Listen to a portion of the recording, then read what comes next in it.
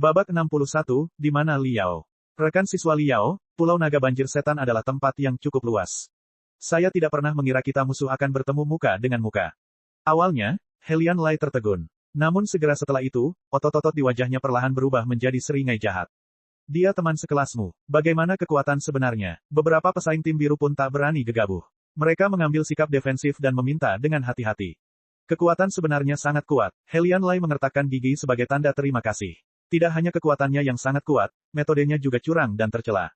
Dia tidak tahu malu dan vulgar. Dia akan melakukan apapun demi kemenangan. Dia akan melakukan apa saja. Dia lawan yang paling menakutkan.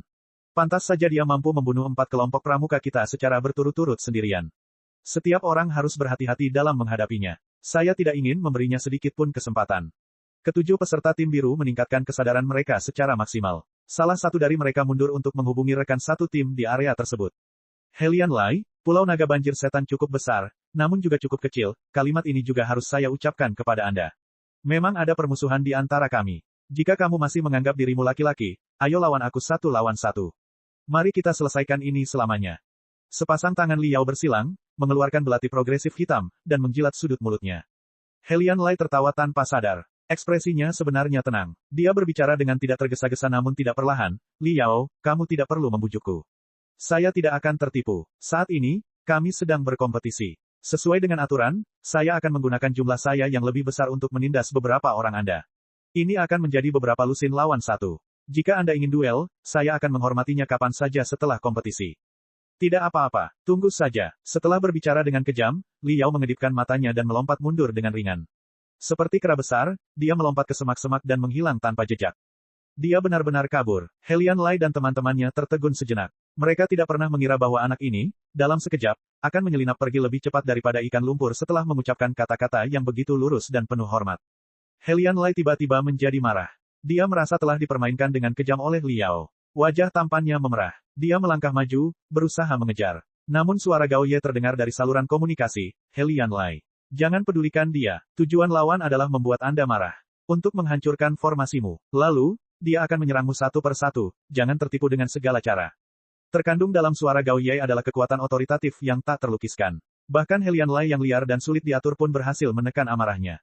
Helian Lai menarik napas dalam-dalam dan berbicara dengan gigi terkatup. Gao Ye, apa yang kamu katakan itu benar sekali. Apa yang kita lakukan sekarang? Butuh beberapa saat sebelum suara Gao Ye terdengar. Sepertinya dia telah melakukan beberapa perhitungan yang cermat. Helian Lai, orang ini adalah teman sekelasmu. Pada akhirnya, bagaimana kekuatan sebenarnya? Helian Lai ragu-ragu sebelum berbicara. Sebulan yang lalu, dia hanyalah sampah dengan kekuatan biasa-biasa saja. Namun melalui suatu keberuntungan yang tidak diketahui, dia terbang maju dengan berani dalam waktu 1 bulan. Saat ini, dia seharusnya masih berada di bawahku, tapi perbedaannya sangat kecil. Aku hanya tidak tahu apakah dia masih menyembunyikan kekuatannya atau tidak. Dia berhenti sejenak dan melanjutkan, benar, anak ini tumbuh di tempat pembuangan sampah. Keadaannya saat tumbuh dewasa sangatlah rumit. Dia memiliki pengalaman tempur aktual yang sangat berlimpah.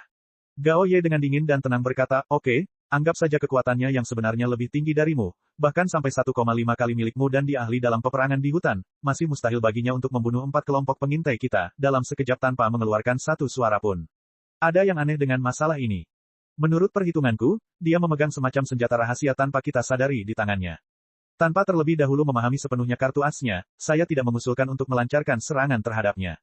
Itu hanya berarti memberinya makan satu persatu. Saat ini saya akan perintahkan seluruh unit tempur untuk meningkatkan kewaspadaan, mengkonsolidasikan garis pertahanan, dan bersiaga. Begitu musuh muncul, jangan berinisiatif menyerang. Andalkan hanya pertahanan dan segera beritahu unit tempur di sekitar. Adapun Helian Lai, segera kembali dengan kelompok pramuka Anda kembali ke pusat komando. Saya ingin mengetahui semua data dan informasi tentang Liao ini dan menganalisis kartu apa yang pada akhirnya dia pegang. Oke, mari kita biarkan dia menjadi liar untuk sementara waktu. Helian Lai tidak ragu sedikitpun. Dia memimpin kelompok pramuka dan pergi dengan tergesa-gesa. Setelah melalui setengah jam trekking, dia kembali ke pusat komando tim biru yang didirikan di dalam hutan di tengah Pulau Naga Banjir Setan. Setengah jam kemudian, seorang laki-laki dengan perawakan agak pendek dan sepasang mata menyala dengan kehidupan yang terus-menerus memancarkan cahaya duduk bersila di tanah. Terlihat sedang melamun, dia memukul tunggul pohon. Dia adalah komandan jenius, Gao Ye. Gao Ye, menurut semua informasiku, serta jejak pertempuran yang kami survei, penilaian seperti apa yang bisa kamu hasilkan? Helian Lai bertanya dengan agak kurang ajar dan pemarah. Kelopak mata Gao Ye tertutup sejenak. Cahaya energi bersinar di matanya. Dia seperti prosesor kristal yang beroperasi pada kemampuan komputasi maksimalnya. Sesaat kemudian, dia berbicara dengan tenang, masalahnya seharusnya berasal dari artefak. Musuhnya adalah ahli artifacing. Artefak yang kami miliki semuanya dibuat olehnya. Dia pasti memasang pintu belakang di dalamnya, ini adalah teknik yang sangat umum digunakan di medan perang. Saya tidak pernah menyangka hal ini akan benar-benar muncul di kalangan masyarakat awam. Liao ini, sungguh luar biasa. Itu artefaknya. Helian Lai tertegun sejenak, lalu dia segera melemparkan Chain Sword di tangannya ke samping, seperti sedang mengibaskan ular berbisa. Gao Ye terkekeh dan berbicara tanpa gangguan, kamu tidak perlu terlalu cemas. Menurut perhitungan saya, backdoor jenis ini tidak memiliki potensi membunuh yang terlalu besar. Paling-paling, itu bisa membuat seseorang terkunci dan kaku selama sepersekian detik. Jangkauan efektifnya juga tidak terlalu besar. Itu tidak bisa dikendalikan dari jarak jauh. Berhenti sejenak, sinar energi di mata Gao Ye berkembang. Kita tidak perlu meminta seluruh rakyat kita melepaskan senjata mereka. Kita hanya perlu memilih beberapa pasukan elit untuk membawa pedang biasa dan membentuk pasukan berburu kecil.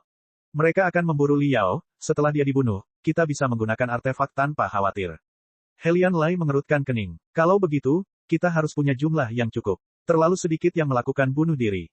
Gao Ye menganggukkan kepalanya. Santai, saya tidak akan meremehkan lawan manapun, terutama seseorang yang menakutkan seperti ini. Saya secara khusus akan merencanakan beberapa taktik untuk memburunya. Tidak ada satu detail pun yang akan terlewatkan. Helian Lai mendesak, Gao Ye, menurut analisismu, di mana dia bersembunyi sekarang? Biarkan aku menghitungnya sebentar. Gao Ye menutup matanya. Bola matanya bergetar dengan kecepatan tinggi di bawah kelopak matanya. 30 detik kemudian, dia tiba-tiba membuka matanya dan bergumam, saya telah menganalisis dengan kemungkinan 47% bahwa Liao menyembunyikan dirinya di wilayah rawa di sisi utara Pulau Naga Banjir Setan. Daerah itu ditutupi lumpur dan rawa. Tidak menguntungkan bagi pasukan besar untuk maju ke sana. Itu adalah tempat terbaik untuk perang gerilya. Selain itu, ada kemungkinan 33% dia sudah melewati garis pertahanan kita untuk kembali ke pasukan tim merah di sisi selatan Pulau Naga Banjir Setan. Masih ada kemungkinan 19% dia bersembunyi di air terjun besar di sisi barat Pulau Naga Banjir Setan. Dia mempersiapkan dirinya untuk tetap bersembunyi hingga akhir kompetisi, mengandalkan poin yang telah dia kumpulkan di tahap awal, dan mendapatkan peringkat yang layak. Akhirnya, riak keheranan muncul di wajah Gao Ye yang tanpa ekspresi, seperti patung tanah liat yang tiba-tiba membelah retakan kecil. Masih ada 1% kemungkinan dia berada tepat di atas kita. Sebelum suaranya menghilang, bola logam hitam pekat tiba-tiba jatuh dari dahan di atas kepalanya. Bang! Bola api yang lebih menyilaukan dari matahari tiba-tiba meledak. Penglihatan semua orang tiba-tiba berubah menjadi putih tanpa batas. Mereka sama sekali tidak dapat melihat apapun. Itu adalah arai flash glip. Seseorang menjerit sedih, menutup matanya. Pada saat yang hampir bersamaan, angin kencang bertiup dari langit. Kekuatan yang tak terhentikan langsung menuju Helian Lai. Helian Lai, hidupmu adalah milikku. Liao mendesis dan belatinya berubah menjadi 2 sambaran petir hitam. Babak 62-1 bergerak maju. Jangan tertipu. Akulah target sebenarnya. Ini sama sekali bukan Helian Lai. Gao Ye menjerit. Sosok pendeknya meringkuk menjadi bola dan berguling ke belakang di tanah dengan sikap yang sangat menyedihkan. Setelah mendengar pekikan Gao Ye, beberapa pesaing tim biru yang besar dan kuat segera melemparkan diri ke arahnya, mengabaikan keselamatan mereka sendiri. Gao Ye sudah lama memperhitungkan kemungkinan tim merah mengeksekusi taktik pemenggalan, sehingga ia meminta rekan satu timnya berlatih taktik anti pemenggalan sejak awal. Dalam waktu kurang dari setengah detik, dinding daging yang kokoh dan kokoh muncul di depan Gao Ye. 7 hingga 8 bilah biasa menari dengan penuh semangat, bersilangan membentuk formasi bilah yang tak terhentikan. Dan benar saja, Liao telah berhenti dan mengubah arah dengan cara yang benar-benar aneh saat berada di udara, seolah-olah dia dengan keras menginjak dinding udara transparan untuk melemparkan dirinya ke arah Gao Ye, mengabaikan Helian Lai. Sepertinya Liao tidak menyangka Gao Ye akan bereaksi begitu cepat. Dia tiba-tiba menabrak formasi pedang. Untungnya, para pesaing tim biru masih belum pulih dari keadaan linglung yang disebabkan oleh flash glip array. Penglihatan mereka kabur dan tidak jelas, dan yang mereka dengar hanyalah suara, ding-ding-dang-dang, dari pedang yang bertabrakan. Liao meneriakkan jeritan yang membekukan darah dan melemparkan dirinya kembali ke dalam hutan hingga menghilang tanpa jejak. Dia hanya meninggalkan satu kalimat, tunggu saja. Aku akan kembali. 3 detik kemudian, setiap peserta tim biru pulih dari keadaan linglung. Masing-masing dari mereka memiliki wajah pucat pasi, berkeringat seperti babi, dan saling memandang dengan cemas. Mereka semua melihat kepanikan di kedalaman mata masing-masing. Orang yang menakutkan. Dia benar-benar membuntuti kita tanpa mengeluarkan suara sedikit pun dan menyusup ke pusat komando kita, semuanya tanpa ketahuan. Seorang anggota pramuka tim biru berbicara karena trauma. Dia tidak bisa menahan diri untuk tidak melihat cabang-cabang yang saling bersilangan di atas, seolah-olah Liao masih menyembunyikan dirinya dalam kegelapan di tengah-tengah cabang. Namun, dia masih bukan tandingan Gao Ye. Dalam sekejap, dia membuang flash glip array, kami semua mengira targetnya adalah Helian Lai. Hanya Gao Ye yang masih tetap berpikiran jernih, memaksa Liao gagal pada akhirnya. Gao Ye, kamu benar-benar seorang komandan alami. Laki-laki lain berbicara dengan riang. Ekspresi Gao Ye sangat suram saat dia berbicara, ini adalah lawan yang sangat tangguh. Dia tidak memiliki kemampuan komputasi sekuat aku, tapi dia memiliki intuisi tajam seperti binatang buas. Dia tahu pasti perbedaan antara dirinya dan Helian Lai. Dia tahu bahwa penyergapan pun mungkin tidak langsung membunuh Helian Lai. Terlebih lagi, meskipun Helian Lai memiliki kekuatan tempur yang kejam, dia bukanlah seseorang yang menjadi kunci penentu kemenangan dan kekalahan. Bahkan jika dia membunuh Helian Lai, dia akan dipenggal dari kompetisi sedetik kemudian oleh banyak pedang kami. Itu akan menjadi kekalahan timbal balik antara dia dan Helian Lai. Ini adalah sesuatu yang dia benar-benar tidak ingin terjadi. Namun aku berbeda. Saya mengikuti jalur kultivator tipe admin dan keahlian saya terletak pada kemampuan komputasi dan analisis saya. Kekuatan tempur saya biasa-biasa saja dan biasa-biasa saja. Kemungkinan besar dia akan membunuhku dalam satu pukulan. Dan begitu saya keluar dari kompetisi, tim biru akan menjadi seperti pasir lepas. Kekacauan pasti akan segera terjadi. Jika tim merah mampu memanfaatkan kesempatan ini, mereka mungkin mampu membalikkan keadaan. Orang ini mengetahui hal ini, jadi dia sengaja menggunakan Helian Lai sebagai kepura-puraannya. Dia menunjukkan bahwa ada dendam pribadi antara dia dan Helian Lai di permukaan, jadi dia dengan ceroboh membuntutinya untuk menyelesaikan masalah. Sebenarnya, target sebenarnya adalah aku sejak awal. Terlebih lagi, saya benar-benar ragu ini semua direncanakan dengan sengaja sejak kami pertama kali menemukannya. Saya yakin begitu dia pertama kali menemukan Helian Lai dari bayang-bayang, dia mengambil inisiatif untuk menunjukkan dirinya demi menemukan lokasi pusat komando kami. Hebat, orang ini terlalu tangguh. Jika bukan karena kemampuan komputasiku yang menghitung langkah ke depan, mengetahui rencananya di menit-menit terakhir, dia mungkin berhasil melakukan ini. Gao Ye berbicara dengan rasa takut yang masih ada. Dahinya basah oleh keringat. Namun, dia masih bukan tandinganmu, Gao Ye. Lapisan trik yang dia rencanakan dengan sekuat tenaga semuanya telah Anda lihat. Dia sudah kehilangan inisiatif. Sekarang, kami adalah pemburu dan dia adalah mangsanya. Seorang pesaing tim biru berteriak kegirangan. Gao Ye memaksakan diri untuk tertawa dan berkata, itu benar. Saat ini, segalanya telah berjalan seperti ini, namun kekuatan komprehensif kami masih setara satu sama lain. Hari ini, saya hanya beruntung. Jika itu adalah medan perang lain, saya tidak bisa mengatakan dengan pasti apakah dia akan berhasil membunuh saya atau tidak. Helian Lai tetap diam dan tidak berbicara ke samping. Rasa malu dan marah bercampur dalam hatinya, dia merasakan penghinaan dan aib terbesar. Target Liao sejak awal bukanlah dirinya selama ini. Liao sama sekali tidak menaruh perhatian sedikit pun padanya. Liao hanya menganggapnya sebagai kepura-puraan, sebagai umpan. Hanya Liao dan Gao Ye yang menjadi pemain lawan yang berjuang dalam pertandingan catur ini. Dia tidak lebih dari bidak catur yang dikendalikan. Sekalipun Liao bukan tandingan Gao Ye, Liao masih melampaui Helian Lai, bidak catur, dengan pesat. Jika Gao Ye tidak menjelaskan semuanya dengan jelas, dia pasti tidak akan bisa menebak apa rencana Liao. Saat itu, dia bahkan dengan terbelakang mengambil posisi bertahan yang paling ketat. Seolah-olah Liao dengan kejam menamparkan wajah Helian Lai yang angkuh dan sombong. Kemarahan Helian Lai menyebabkan matanya memerah dan giginya terkatup rapat. Dia berharap dengan segala kebenciannya untuk merobek dan memakan daging berdarah Liao gigitan demi gigitan. Dengan gigi terkatup karena marah, suaranya terdengar serak, Gao Ye, lalu tunggu apa lagi? Mari kita mobilisasi secepatnya, dan memburu Liao. Tunggu, seluruh wajah Gao Ye terjalin dalam simpul yang rumit. Dia tampak seperti sedang mempertimbangkan setiap sudut. Dia bergumam, aneh, saya telah memperhitungkan setiap detail dalam perhitungan saya. Saya pun berhasil menangkis serangannya. Mengapa saya masih merasa gelisah? Sepertinya aku melewatkan sesuatu, apa itu? Ekspresi Gao Ye berubah dan dia menunjuk ke arah pasukan militer di tengah-tengah semua orang, sambil menjerit. Permukaan paket militer ini berlumuran lumpur, bahkan beberapa rumput liar dan lumut. Benda itu dengan santai dilemparkan ke area inti pusat komando. Sekilas seperti batu, tidak ada yang menyadari kapan paket ini muncul. Bagaimana paketnya? Milik siapa ini? Semua pesaing tim biru mengalami kekalahan. Mereka saling memandang dengan cemas. Sepertinya belum pernah ada satupun dari mereka yang membawa tas seperti ini. Di mata Gao Ye, kawanan yang biasa ditemukan ini berubah menjadi telur iblis besar, seolah-olah keberadaan menakutkan yang tak tertandingi akan menerobos kepompong dan meledak. Wajah Gao Ye berubah dan dia menjerit, apakah kalian semua masih ingat saat berhadapan dengan Liao? Dia akan memegang alat peledak yang terdiri dari lebih dari 20 sel kristal yang dihubungkan secara seri. Dia akan mengatakan bahwa kekuatannya luar biasa, cukup untuk meratakan seluruh titik pasokan, dan dia akan mengancam kita dengan kehancuran bersama. Saat kata-kata ini diucapkan, wajah setiap orang mengalami perubahan besar. Mereka semua ingat. Kami kacau. Murid Gao Ye, Helian Lai, dan beberapa lusin murid pesaing tim biru menyusut secara bersamaan hingga ke titik minimum. 500 meter jauhnya di hutan. Liao bersandar pada pohon besar. Dia berdiri tak bergerak dan mengulurkan 10 jari. Satu demi satu, mereka membungkuk, 9, 8, 7, 6. Siapa ini? Dua pesaing tim biru tiba-tiba muncul dari hutan. Mereka tidak pernah menyangka pesaing tim merah akan benar-benar muncul di lokasi yang begitu dekat dengan pusat komando mereka. Mereka terkejut. Liao menatap mereka dengan samar dan tidak menjawab. Dia terus asyik menghitung mundur, 5, 4.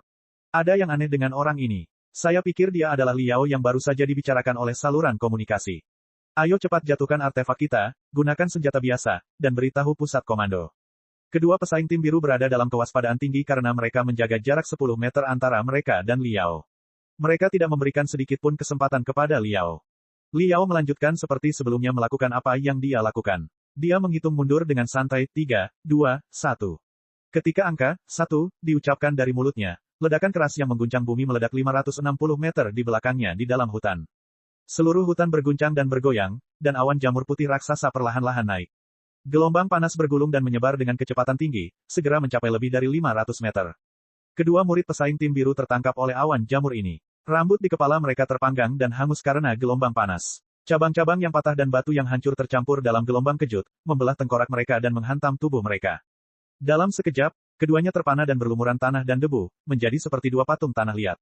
Statis berasal dari saluran komunikasi. Tidak ada satu orang pun yang mampu menjawab teriakan mereka. Apa? Apa yang kamu lakukan? Kedua pesaing tim biru tidak bisa menahan diri untuk tidak gemetar. Saya sangat menyesal. Mulai sekarang, pusat komando tim biru tidak ada lagi. Liao perlahan mengeluarkan belati hitamnya dan berjalan ke arah dua pesaing tim biru sambil tersenyum. Babak 63, membantai segala sesuatu yang ada di jalan mereka. Lebih dari 100 peserta masih ribut dan kacau dalam saluran komunikasi tim merah. Masing-masing saling melampiaskan, menghina, dan mengeluh, itu sangat kacau seperti kebisingan pasar. Suara ledakan raksasa yang berasal dari pusat Pulau Naga Banjir Setan mengintimidasi mereka semua secara bersamaan hingga terdiam. Tidak ada yang mengucapkan sepatah kata pun untuk waktu yang lama. Hanya setelah waktu yang lama berlalu barulah suara yang terdengar malas terdengar. Saya sudah memenggal komandan tim biru. Seluruh pusat komando telah dibombardir ke langit. Saat ini, mereka seperti sekawanan naga tanpa pemimpin. Ini adalah kesempatan bagus. Apa yang harus kalian lakukan selanjutnya sangat sederhana. Tidak perlu berkumpul, tidak perlu membentuk regu, tidak perlu bekerja sama. Yang perlu kamu lakukan hanyalah merobek tenggorokanmu sambil meneriakkan kata-kata, Gao Ye sudah mati. Tim merah akan menang. Berteriaklah seolah-olah Anda adalah babi yang akan disembelih. Lalu, ayunkan pedang raksasamu dengan ganas dan bantai semua yang ada di hadapanmu. Dan itu akan baik-baik saja. Mengerti, semuanya. Siapa kamu? Mengapa kami harus mempercayai kata-katamu? Terdiam beberapa saat sampai seseorang yang tidak yakin telah berbicara. Terserah kamu jika kamu ingin percaya padaku. Bagaimanapun, aku akan pergi memotong rumput. Semuanya, lakukan sesukamu, lebih baik jika kalian tetap di tempat kalian berada dan tidak bergerak. Biarkan saya mengambil semua poinnya sendiri. Hahaha, Gao Ye sudah mati. Tim merah akan menang. Mati, mati, mati, mati, mati, mati. Raungan menyembelih babi terdengar dari saluran komunikasi. Dari tawa yang sangat arogan, semua orang bisa membayangkan orang ini mengangkat chain sword untuk berkeliling menebang orang-orang dalam pembantaian gila-gilaan, memanen semua kepala yang dia inginkan. Dengar, tim biru lawan bertingkah agak aneh. Mereka sudah lama tidak bergerak. Sepertinya mereka sudah terbelakang. Dua pesaing tim merah saling berbisik di telinga di sudut Pulau Naga Banjir Setan. Brengsek, ini akan menjadi jalan buntu jika kita terus ditekan seperti ini saat pertarungan berlangsung. Persetan, Gao Ye sudah mati, tim merah akan menang. Dua pesaing tim merah mengeraskan hati. Mereka mengangkat pedang raksasa mereka dan menyerang seperti serigala lapar yang melemparkan diri ke arah domba. Mereka berkobar dan bertabrakan dengan unit tempur tim biru. Gao Ye sudah mati, tim merah akan menang. Gao Ye sudah mati, tim merah akan menang. Gao Ye sudah mati, tim merah akan menang. Raungan pertempuran mengamuk terdengar bersamaan dari jauh dan dekat di Pulau Naga Banjir Setan. Para pesaing tim biru baru saja mengetahui berita penghancuran seluruh pusat komando mereka oleh musuh melalui saluran komunikasi mereka. Mereka terkejut dan panik karena berita mengejutkan ini dan terkejut dengan serangan gila-gilaan dari para iblis dan iblis yang merupakan pesaing tim merah. Telinga mereka dipenuhi dengan lolongan iblis tim merah yang mengerikan. Mereka sama sekali tidak mampu memunculkan sedikit pun niat untuk bertarung. Pada awalnya, skala kemenangan sepenuhnya condong ke arah tim biru. Tidak ada yang pernah berpikir bahwa Liao akan mengambil skala ini dan menendangnya sampai habis. Para pesaing tim biru dan tim merah yang tersisa semuanya tenggelam dalam huru-hara yang paling jelek, paling terjerat, dan paling mengganggu. Dan mengandalkan semangat tinggi dan kegembiraan mereka dari pembalikan ajaib ini, tim merah sebenarnya mulai unggul. Di hamparan jauh, baik di dalam maupun di luar pusat pemantauan terjadi keheningan total. Semua orang tercengang. Mereka semua sangat terkejut dengan penampilan brilian yang ditunjukkan Liao 1 jam yang lalu. Pada awalnya, dia telah membunuh 4 kelompok pramuka tim biru secara berturut-turut. Kemudian, dia dengan sengaja menunjukkan dirinya di depan kelompok pramuka tim biru yang baru. Kemudian, dia membuntuti Helian Lai dan rekan-rekannya, menyusup ke pusat komando tim biru dengan sangat rahasia. Dan dia bahkan menunggu di pusat komando di cabang-cabang di atas selama setengah jam penuh. Terakhir, ia melanjutkan dengan 2 serangan berturut-turut untuk mengalihkan perhatian seluruh anggota tim biru. Setelah berhasil, dia menyiapkan paket peledak di dalam pusat komando tim biru. Setelah dia mengevakuasi area tersebut dengan aman, dia meledakkan seluruh pusat komando tim biru ke angkasa. Ini benar-benar operasi pemenggalan yang brilian, luar biasa, halus, seperti buku teks, dan klasik. Dan dari perencanaan awal hingga pelaksanaan sebenarnya, semuanya sebenarnya dilakukan sendiri oleh Liao. Swosh swosh swosh swosh. Beberapa lusin nama tiba-tiba menghilang dari papan peringkat, dan nama Liao meroket seperti orang gila. Bergerak seperti badai. Hal ini disebabkan oleh kematian eksplosif, yang tiba-tiba dari beberapa lusin komandan tim biru dan anggota yang berkuasa. Sejumlah besar poin telah mengalir ke Liao. Dia langsung melakukan serangan kilat untuk mencapai peringkat nomor 1 seperti pisau panas menembus mentega. Dan total poinnya sebenarnya 10 kali lebih besar daripada poin kedua. Dalam sejarah kompetisi limit Challenge, ini adalah skor tinggi yang belum pernah terjadi sebelumnya. Luar biasa. Dia terlalu luar biasa. Kita fokus saja pada upaya yang dilakukannya untuk meningkatkan daya ledak bomnya. Dia mengisi bungkusan itu dengan batu, bagian artefak logam, dan tulang binatang iblis yang tajam untuk meningkatkan kekuatan bom 10 kali lipat. Ini benar-benar sesuatu yang akan dilakukan oleh seorang veteran militer berpengalaman. Perguruan tinggi militer pertama federasi kita menginginkan bakat sehebat ini. Siapa yang berani memperebutkan dia bersama kita? Setelah beberapa detik terdiam, teriakan lugas memecah kesunyian di pusat pemantauan. Tak lama kemudian, setiap pramuka berdiskusi dengan meriah dan berteriak secara bersamaan. Atas dasar apa, jenius seperti ini seharusnya menjadi milik Universitas Star Nebula kita. Sekolah kedokteran Empyrean Capital kami juga membutuhkan talenta muda seperti ini. Saya sudah menyiapkan pendaftaran khusus untuknya. Langkahmu. Pendaftaran khusus bukanlah sesuatu yang istimewa. Universitas Star Nebula kami juga dapat menawarkan dia beasiswa yang sangat besar. Banyak sekali kultivator yang wajah dan telinganya memerah karena bersaing demi Liao. Adegan itu sangat berapi-api. Hanya Xie Tingxian yang tersenyum tanpa sepatah kata pun, tetap tenang dalam situasi tegang ini. Dia memegang kontrak kemenangan dengan tenang di tangannya. Dan yang duduk tidak terlalu jauh darinya adalah Ding Lingdang dengan kuat menggigit bibirnya. Dia berjalan ke sana kemari dengan gelisah dan khawatir. Dia seperti naga betina terikat yang bisa meledak kapan saja. Anak ini, kenapa dia menampilkan penampilan yang luar biasa? Sudah berakhir. Dengan banyaknya sekolah yang ingin memberinya pendaftaran khusus, anak ini pasti tidak akan memilih lembaga perang terpencil kita.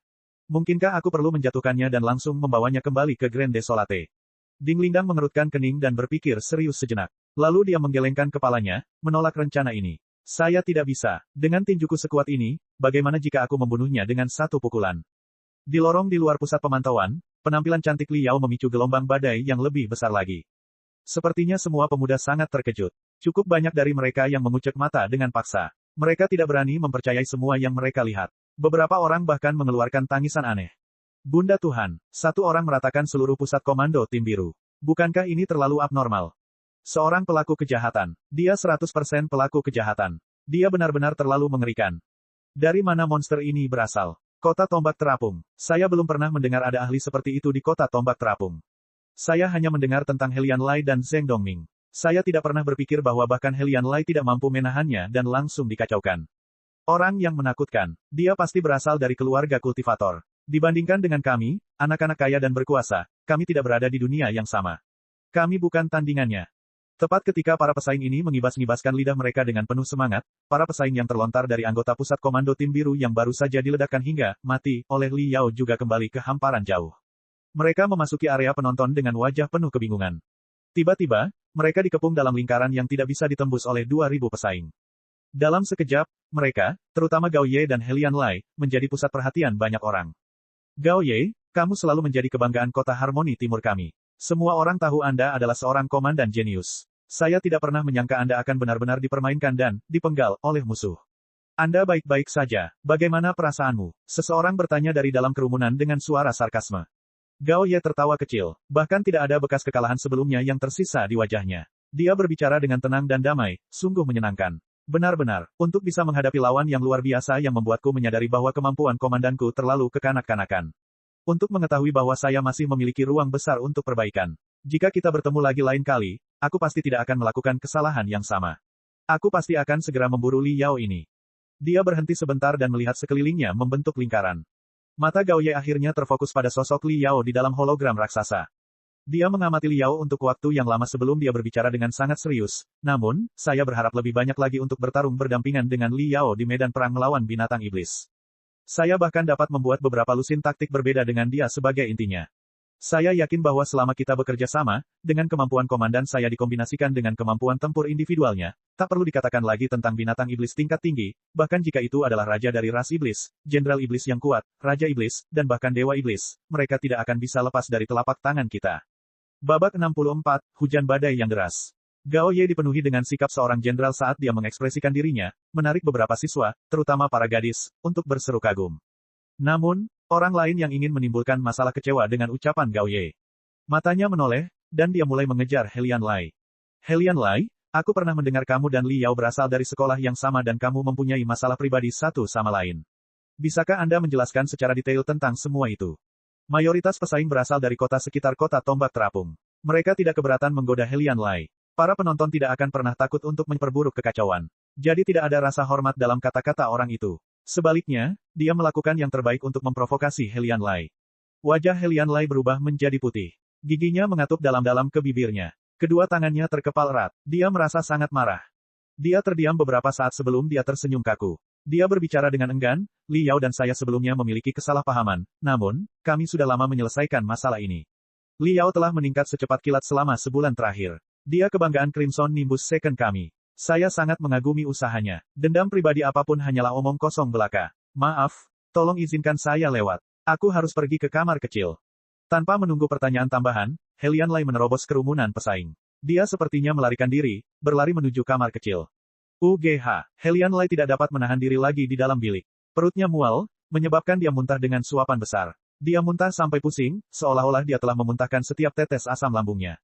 Li Yao, Helian Lai mengangkat kepalanya. Matanya merah karena muntah dalam waktu lama. Seluruh dirinya tampak kuyu, layu, dan gila. Dia tampak seperti iblis yang jahat. Li Yao, kamu sampah. Anda memasukkan sampah. Anda sebaiknya tidak memberi saya kesempatan. Bahkan peluang sehelai pun tidak ada. Ketika saya mendapat kesempatan, saya tidak akan membiarkan Anda pergi. Saya benar-benar akan menggunakan semua sumber daya saya untuk bermain dengan Anda sampai Anda mati. Sampai kamu mati. Sepasang tangan Helian Lai menggali ke dalam dinding kamar kecil. Dia mencakar dengan kuat, merobek dinding. Dia membayangkan dinding itu menjadi wajah Li Yao yang tertawa. 10 takik dalam digali di dinding logam olehnya. Setiap takik mengalir dengan darah segar yang menggila. Li Yao yang baru saja dikutuk dengan kejam oleh Helian Lai dengan nyaman bersembunyi di titik perbekalan di kedalaman Pulau Naga Banjir Setan. Dia memeriksa total poinnya melalui hologram Small G. Dia dengan kuat memegang posisi peringkat teratas sejak dia meledakkan pusat komando tim biru ke langit. Tidak mungkin posisinya terguncang, kecuali tenggelamnya Pulau Naga Banjir Setan secara tiba-tiba. Sejujurnya, pada awalnya ketika Li Yao membuka pintu belakang artefaknya, dia tidak berpikir sejauh ini dan mendalam. Yang dia inginkan hanyalah meraih dan mendapatkan beberapa poin yang nyaman.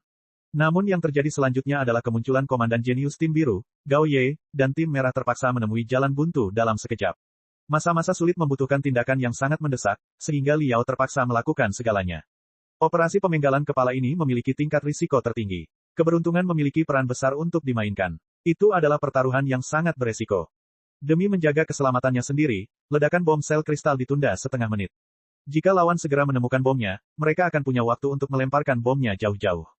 Yang bisa dikatakan hanyalah keberuntungan berpihak padanya. Bahkan surga memberinya uluran tangan. Dia ditakdirkan untuk masuk Universitas Laut Dalam.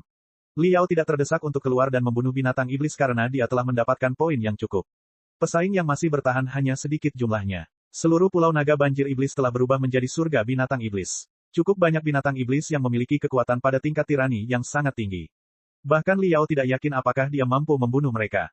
Dia tidak ingin gagal pada saat kritis, terbalik pada saat tertentu, mati, di tangan binatang iblis. Selain itu, hujan badai yang sangat deras akan datang. Li Yao mengangkat kepalanya dan melihat jauh ke kejauhan. Langit kuning kabur telah berubah menjadi hitam legam sebelum dia menyadarinya. Ular ungu samar-samar terlihat berjuang di awan hitam yang bergulung, meledak dengan guntur yang teredam. Segera, tetesan air seukuran kacang pecah hingga membelah tengkorak. Cuaca di atas laut berubah dalam sekejap. Langit cerah dan tak berbatas telah berubah menjadi dunia badai dengan hujan lebat hanya dalam sekejap mata. Awan hitam bergulung di seluruh Pulau Naga Banjir Setan, seperti segudang kuda hitam yang berlari kencang.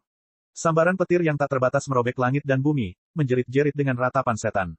Bersama-sama, mereka mendatangkan malapetaka dengan angin laut, tampak seperti sejumlah besar pedang yang dengan ganas menghantam Pulau Naga Banjir Setan. Meski pepohonan yang menjulang tinggi menghalangi cuaca, Pulau Naga Banjir Setan masih mengalami angin gelap dan raungan marah. Hujan deras yang turun seperti air terjun menghantam orang-orang hingga membuat mereka tidak bisa mengangkat kepala dan membuka mata. Bahkan pohon-pohon besar yang lebat pun dicabut dari akarnya. Mereka bertiup dengan kacau ke kejauhan, menyapu segala sesuatu yang menghalangi jalan mereka. Di hadapan kekuatan alam yang sangat agung, binatang iblis yang telah memamerkan taringnya dan mengacungkan cakarnya menjadi tenang. Satu demi satu, mereka mencari gua dan celah di tebing untuk bersembunyi dari cuaca. Badai dahsyat baru saja melewati langit Pulau Naga Banjir Setan. Saya rasa hujan badai yang deras ini akan berlangsung sepanjang malam. Badai yang sangat deras menyebabkan hamparan jauh bergoyang dan bergoyang di udara.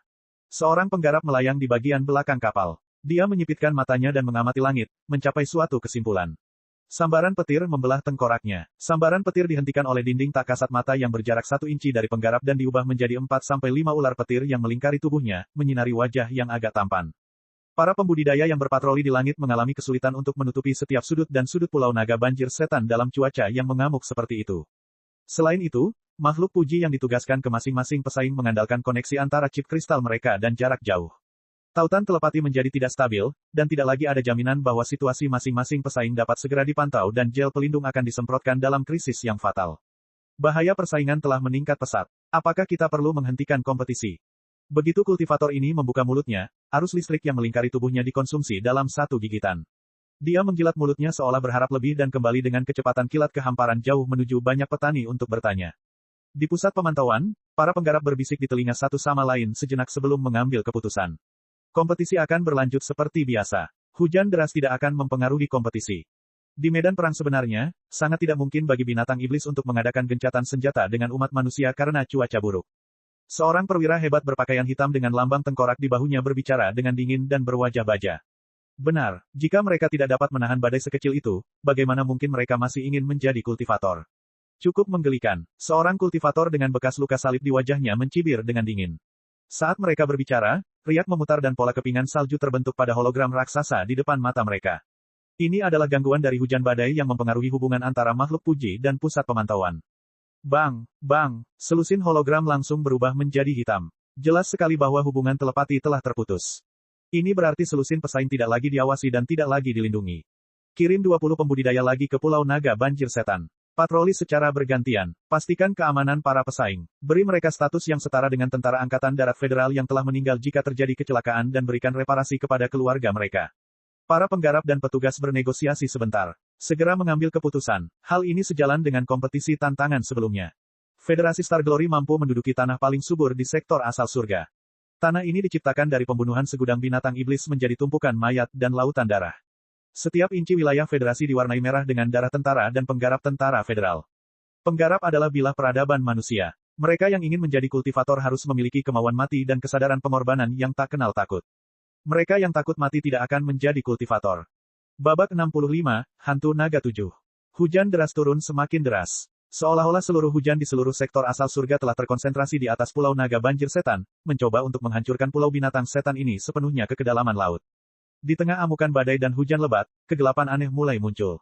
Asteris celana-celana, asteris celana-celana, seorang pesaing tim biru tersandung saat dia berlari ke dalam gua sempit.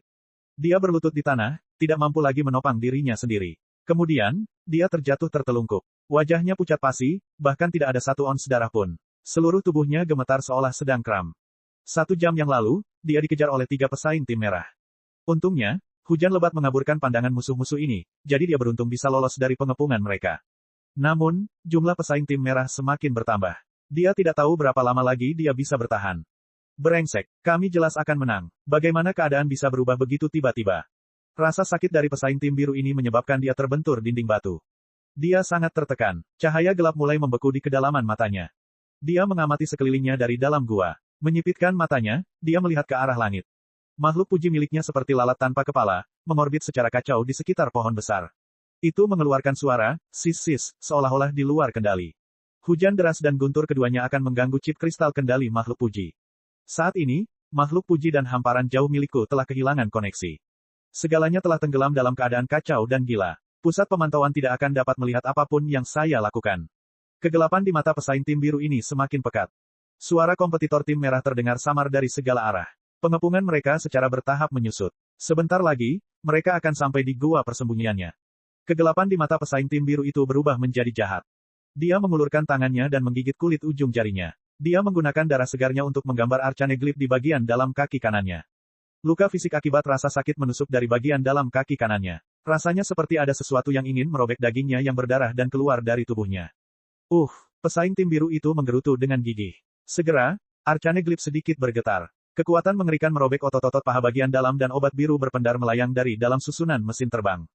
Saya hanya ingin menggunakan ini sebagai pilihan terakhir saya. Saya tidak ingin curang, tapi saya sudah menemui jalan buntu. Kalianlah yang memaksaku melakukan ini. Saat disuntikkan ke aliran darah, obat doping Ghost Dragon 7 ini akan memperkuat tubuh saya, meningkatkan kekuatan saya hingga tingkat mengamuk, dan bahkan memperkuat kemampuan mental saya dalam sekejap.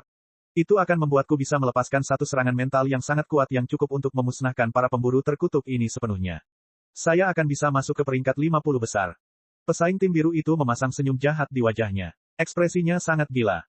Jelas sekali, menggunakan obat doping Ghost Dragon 7 akan menimbulkan konsekuensi yang sangat berat, namun ketika dihadapkan pada daya tarik pendaftaran khusus ke universitas, dia sudah siap untuk mengabaikannya. Dia telah menggunakan tubuhnya untuk menghalangi pandangan makhluk puji miliknya dan menghasilkan mesin terbang sintesis untuk obat doping Ghost Dragon 7. Kini, dia hendak memasukkan obat tersebut ke dalam tubuhnya. Tawa aneh datang dari dalam gua. Kemudian, angin kencang dan jahat datang bertiup.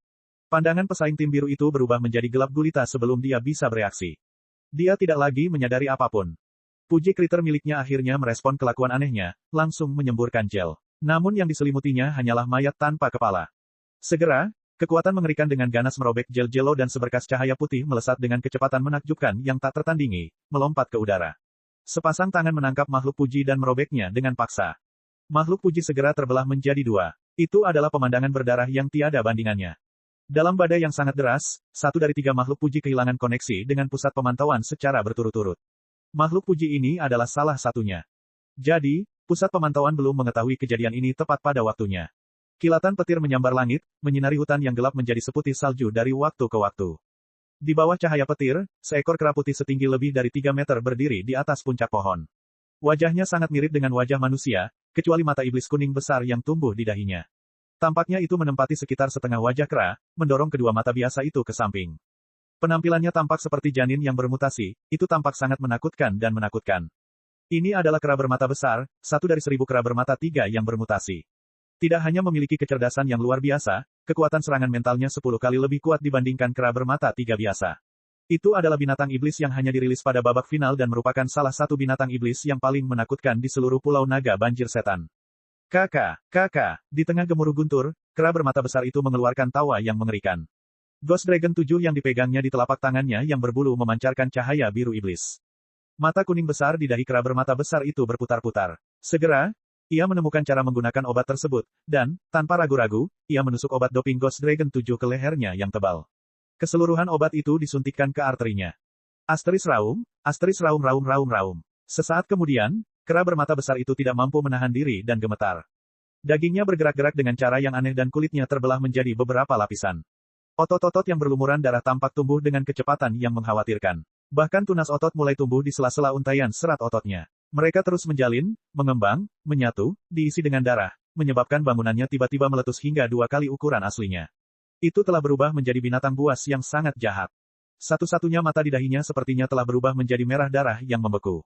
Itu dia, aku menemukannya. Tepat pada saat ini, teriakan heboh para pesaing tim merah terdengar dari jarak dekat. Senyuman jahat muncul di keruk kera bermata besar, wajah iblis di bawah kilatan petir. Ia menghadap ke sumber tangisan, melesat seperti listrik.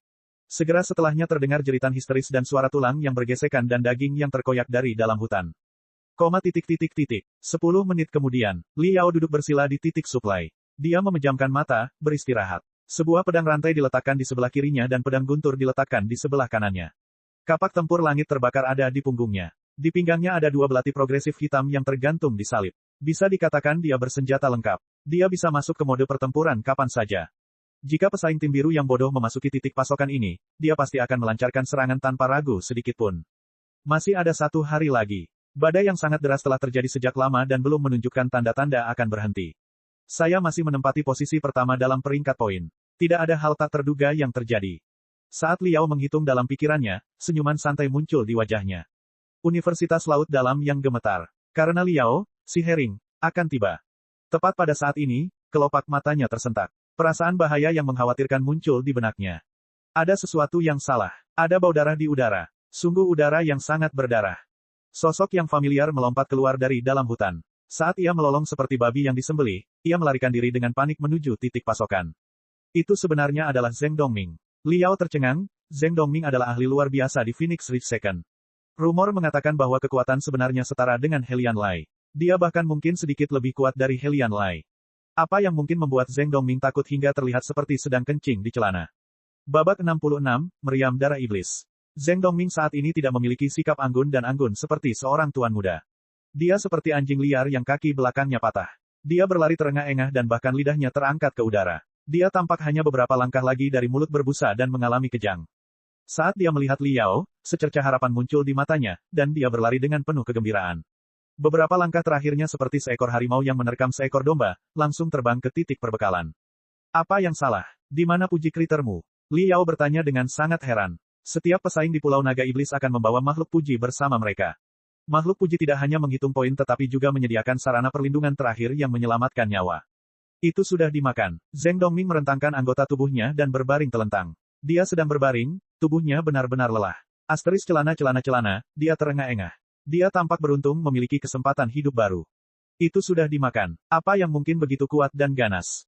Li Yao ketakutan. Bagaimana mungkin binatang iblis yang begitu kejam bisa ada di Pulau Naga Banjir Setan?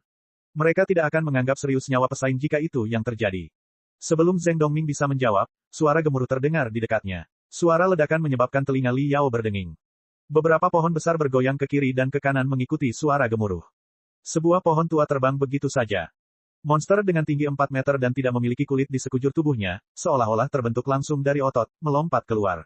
Ia menginjak pohon tua itu dengan keras, menyebabkan pohon tua itu patah retak. Dan kecepatan monster ini berkobar ke level lain. Itu menabrak titik pasokan secara sembarangan.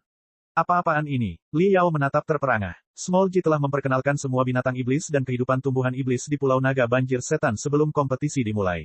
Li Yao tidak ingat ada binatang iblis yang kejam di antara mereka. Bagaimana mungkin penyelenggara kompetisi melepaskan binatang iblis sekuat itu? Tidak mungkin seorang siswa SMA bisa menahan binatang buas seperti ini. Dede sial kalau aku tahu. Hati-hati, monster ini sudah membunuh 7 pesaing. Zheng Dongming mengeluarkan kata-kata yang menakjubkan. Seolah membenarkan kata-katanya, monster itu dengan ganas menabrak arai mesin terbang pertahanan di sekitar titik suplai. Beberapa lusin attack arcaneglyph transparan muncul di udara. Mereka melonjak dengan lebih dari 100 arus listrik dan membentuk jaring listrik yang sangat erat dan menyilaukan, menyebabkan monster itu melolong dan terbakar dengan asap putih. Tapi monster ini menahan arus serangan listrik yang kuat ini, terus maju selangkah demi selangkah. Cahaya defensif glip arai berkedip-kedip tanpa batas antara terang dan gelap. Jaring listrik dapat terkoyak kapan saja. Untuk dihancurkan berkeping-keping. Bahkan defensif glip arai tidak bisa menghentikannya. Tuan Muda Zheng, apa yang kamu lakukan hingga memprovokasi monster ini? Untuk membuatnya ingin memburumu sampai mati. Kulit kepala Liao terasa kesemutan berulang kali. Monster ini terlalu menakutkan. Itu adalah sesuatu yang dia benar-benar tidak mampu atasi. Aku hanya mencoba membantu dan menikamkan pedang ke pantatnya. Aku tidak tahu aku akan menusuk bajingannya. Zheng Dongming menghela nafas saat dia berbicara dengan sangat tidak berdaya. Li Yao terdiam beberapa saat. Dia mengamati dengan penuh perhatian pada daging berdarah samar di antara pantat monster itu. Memang benar, setengah pedang rantai berayun tanpa henti di sana. Separuh pedang rantai lainnya telah sepenuhnya masuk ke dalam tubuh monster itu. Kedalamannya total 1 meter dan itu tidak cukup untuk membunuhnya. Vitalitas monster ini terlalu kuat. Terlalu mencengangkan. Li Yao meludah dengan susah payah sambil tanpa sadar menoleh ke belakang. Jangan pernah berpikir untuk lari. Monster ini seharusnya didasarkan pada kera bermata besar. Ini akan jauh lebih cepat daripada kita di hutan. Kami tidak akan punya peluang. Brengsek, di mana sih para penggarapnya? Sudah lama sekali dan mereka masih belum datang membantu kami. Itu membunuh kita. Zheng Dongming setengah duduk dengan susah payah. Dia meludahkan seteguk darah segar dengan senyum pahit di wajahnya. Li Yao mengangkat kepalanya dan melirik ke atas. Sepasang mata Ji kecil kurang kesadaran. Itu berputar dengan kacau di udara. Setiap kali guntur terdengar, Ji kecil akan bergetar hebat dan mengeluarkan suara, sis-sis. Ji kecil jelas kehilangan kendali atas tubuhnya. Brengsek, jangankan para pembudidaya, gel pelindungnya pun tidak akan terludahkan. Dan bahkan jika Ji kecil bisa mengeluarkan gel pelindungnya, itu mungkin tidak cukup untuk melawan binatang iblis mutan yang begitu ganas. Ekspresi Li Yao berubah sangat buruk dalam sekejap. Asteris mengaum. Pada saat ini, kera bermata besar itu melolong ke arah langit dan merobek mesin terbang misterius dengan cakarnya. Retakan yang jelas muncul di jaring listrik dan kera mengambil kesempatan itu untuk mengambil langkah besar. Tidak baik, defensif glip arai tidak dapat menahannya sepenuhnya. Itu bisa terjadi kapan saja. Zheng Dongming terhuyung saat dia berdiri. Dia menatap tajam ke arah kera bermata besar itu. Dia berbicara dengan tegang, Liao, aku tahu kamu telah bangkit seperti meteor. Anda pasti mengalami semacam keberuntungan, jadi jika Anda memiliki kartu tersembunyi apapun di dalam laci Anda, atau jika Anda memiliki keterampilan seperti dewa yang dapat Anda gunakan untuk mengubah diri Anda dalam sekejap untuk meningkatkan kekuatan tempur Anda 10 kali lipat dan seterusnya, cepat gunakan. Ini adalah saat yang kritis, rekan siswa Liao. Ini bukan waktunya kamu bermain sebagai babi untuk memakan harimau. Liao tercengang dan terdiam beberapa saat sebelum dia dengan dingin berkata, saya sangat menyesal. Ini sudah menjadi kondisiku yang paling kuat. Apa, kamu bahkan tidak bisa bertransformasi? Zheng Dongming memandang Liao dengan sangat meremehkan. Dia berbicara dengan gigi terkatup, baik. Kalau begitu, hanya aku yang akan mengeluarkan finisherku. Liao nyaris tidak bisa menahan diri untuk tidak memukul kepala orang ini dengan ganas. Karena kamu memiliki jurus terakhir, kenapa kamu tidak menggunakannya lebih awal? Untuk apa kamu berbicara begitu banyak sampah? Ekspresi Zheng Dongming berubah menjadi sangat sedih dalam sekejap. Ekspresinya benar-benar tertekan. Dengan gigi terkatup, dia berbicara, apa yang kamu tahu? Ini adalah langkah pembunuhan terakhirku. Itu menggunakan energi spiritual dari sumber kehidupan saya. Ini menghabiskan maksimal tubuh saya ketika saya menggunakannya. Saya perlu 3 bulan untuk pulih. Untuk bertahan selama 3 bulan tanpa pesta pora. 3 bulan. 3 bulan penuh tanpa menyentuh seorang gadis. Binatang iblis terkutuk. Aku akan memotongmu menjadi 10.000 keping dan menghancurkanmu untuk ditempel. Ekspresi Zheng Dongming berubah menjadi sangat jahat dalam sekejap. Aura berapi-api di sekujur tubuhnya melebar, berubah menjadi lebih liar daripada kera bermata besar. Dia membuka lengannya dan energi merah darah yang tak terhitung jumlahnya keluar dari pori-porinya. Mereka terbentuk di atas kepalanya menjadi kabut darah yang mengancam. Zheng Dongming bergumam pelan. Dia membuat segel dengan tangannya secepat kilat. Dalam sekejap, dia membuat lebih dari 100 segel tangan yang berbeda. Saat segelnya terus berubah, kabut darah di atas kepalanya juga mengalami transformasi yang aneh. Dari kabut darah yang kacau, secara bertahap berubah menjadi naga, harimau, macan kumbang, beruang, elang, dan lain-lain. Ia berubah di antara berbagai bentuk binatang pemangsa. Segera, ia berubah menjadi prajurit lapis baja yang memegang pisau tajam. Akhirnya, ia menjadi dewa darah berkepala 3 dan berlengan 6, menghirup kabut dan meniup awan. Zheng Dongming terhubung dengan dewa darah ini melalui untaian darah yang tak terhitung jumlahnya. Kabut darah tanpa henti menyerap esensi darahnya dari tubuh bagian dalam. Sosoknya yang semula kaya raya tersedot menjadi sosok setipis menyapu dalam waktu singkat. Lesung pipinya yang berharga memudar dan menghilang, dan bahkan rongga matanya pun menjadi sangat cekung. Dia tampak seperti kerangka manusia. Pada saat ini, kera bermata besar itu merobek defensif Arcane Glit terakhir. Sebuah ledakan berdering di udara. Dinding tak terlihat itu berguncang dan hancur, dan aliran arus listrik terakhir menghilang tanpa bekas. Kera bermata besar itu melolong dan memukul tulang dadanya 2 kali dengan keras. Dibutuhkan 1 langkah besar dan menghadap langsung ke depan 2 orang itu. Zheng Dongming menarik napas dalam-dalam, dalam-dalam, dalam-dalam. Saat dia menarik napas, dewa darah dihembuskan ke dalam tubuhnya. Anggota badan dan tengkoraknya tetap kurus seperti sebelumnya, meskipun kulitnya menggembung seperti bola yang diisi udara. Kulitnya meregang hingga transparan. Cahaya darah melonjak samar di bawahnya. Meriam darah iblis, agehahaha. Zheng Dongming membuka mulutnya secara maksimal. Sepertinya rahang bawahnya bahkan terkilir. Kabut merah darah melesat dengan keras dari dalam tenggorokannya dan berubah menjadi pilar darah yang sangat ganas, menghantam langsung ke tulang dada kera bermata besar. Ledakan, langit dan bumi bergetar. Liao bisa mendengar suara binatang buas yang tak terhitung jumlahnya melolong dan roh-roh menjerit. Sebuah lubang transparan benar-benar muncul di tulang dada kera bermata besar itu. Kabut darah memiliki sifat korosif yang sangat kuat. Itu tanpa henti merusak organ dalam kera bermata besar dengan suara, sis-sis, yang aneh, mengeluarkan bau yang sangat busuk. Kera bermata besar itu menjerit. Wajah kerupnya menunjukkan ekspresi yang sangat menyakitkan. Berdebar, dengan satu serangan meriam darah, Zheng Dongming tampaknya telah mengeluarkan separuh kekuatan hidupnya. Dia jatuh ke tanah, jompo. Dia tidak memiliki kekuatan untuk bangkit. Dan kera bermata besar yang diolah ini dengan vitalitasnya yang kuat di puncak yang ekstrim, dengan pedang rantai tertancap di pantatnya, dengan lubang di tulang dada, dan dengan organ dalamnya yang terkorosi oleh kabut darah, sebenarnya masih terhuyung ke depan. Lengannya yang panjang mengayun-ayun dengan liar, mencoba mencabik-cabik Zheng Dongming dengan sia-sia. Liao mendecakkan lidahnya ke dalam. Dia menunjuk ke arah Zheng Dongming dan berteriak, kakak kera. Kami tidak pernah mempunyai keluhan atau kebencian satu sama lain. Orang yang menikahmu adalah dia. Kalian perlahan bisa menyelesaikan masalah satu sama lain. Saudara ini akan pergi duluan. Dia sebenarnya memutuskan untuk menyelinap pergi. Untuk mengalahkannya. Tidak mungkin. Dia tidak mungkin tidak setia seperti ini. Zheng Dongming tercengang. Dia menatap tak berdaya pada Liao yang menghilang ke dalam hutan dengan ekor di antara kedua kakinya. Zheng Dongming praktis memuntahkan seteguk darah lagi karena kegilaan. Dari sekian banyak teman babi yang dia buat, Liao benar-benar yang terendah di antara kelompoknya. Lebih rendah dari seekor anjing. Kera bermata besar itu tertawa terbahak-bahak. Tampaknya sudah lama meramalkan pelarian Li Yao yang putus asa. Ia melihat ke bawah, menjulang tinggi di atas mangsanya, dan mengangkat lengannya yang lebih tebal dari pinggang Zheng Dongming ke udara. Kakak, aku salah. Bisakah kamu memberiku kesempatan lagi? Zheng Dongming memiliki ekspresi tulus di seluruh wajahnya ketika dia melihat tinju besar kera bermata besar itu. Dia mengucapkan permintaan maaf dari lubuk hatinya. Kera bermata besar itu mencibir. Tepat ketika ia ingin menghancurkan otak Zheng Dongming dengan kepalan tangannya, tubuhnya tiba-tiba menjadi kaku.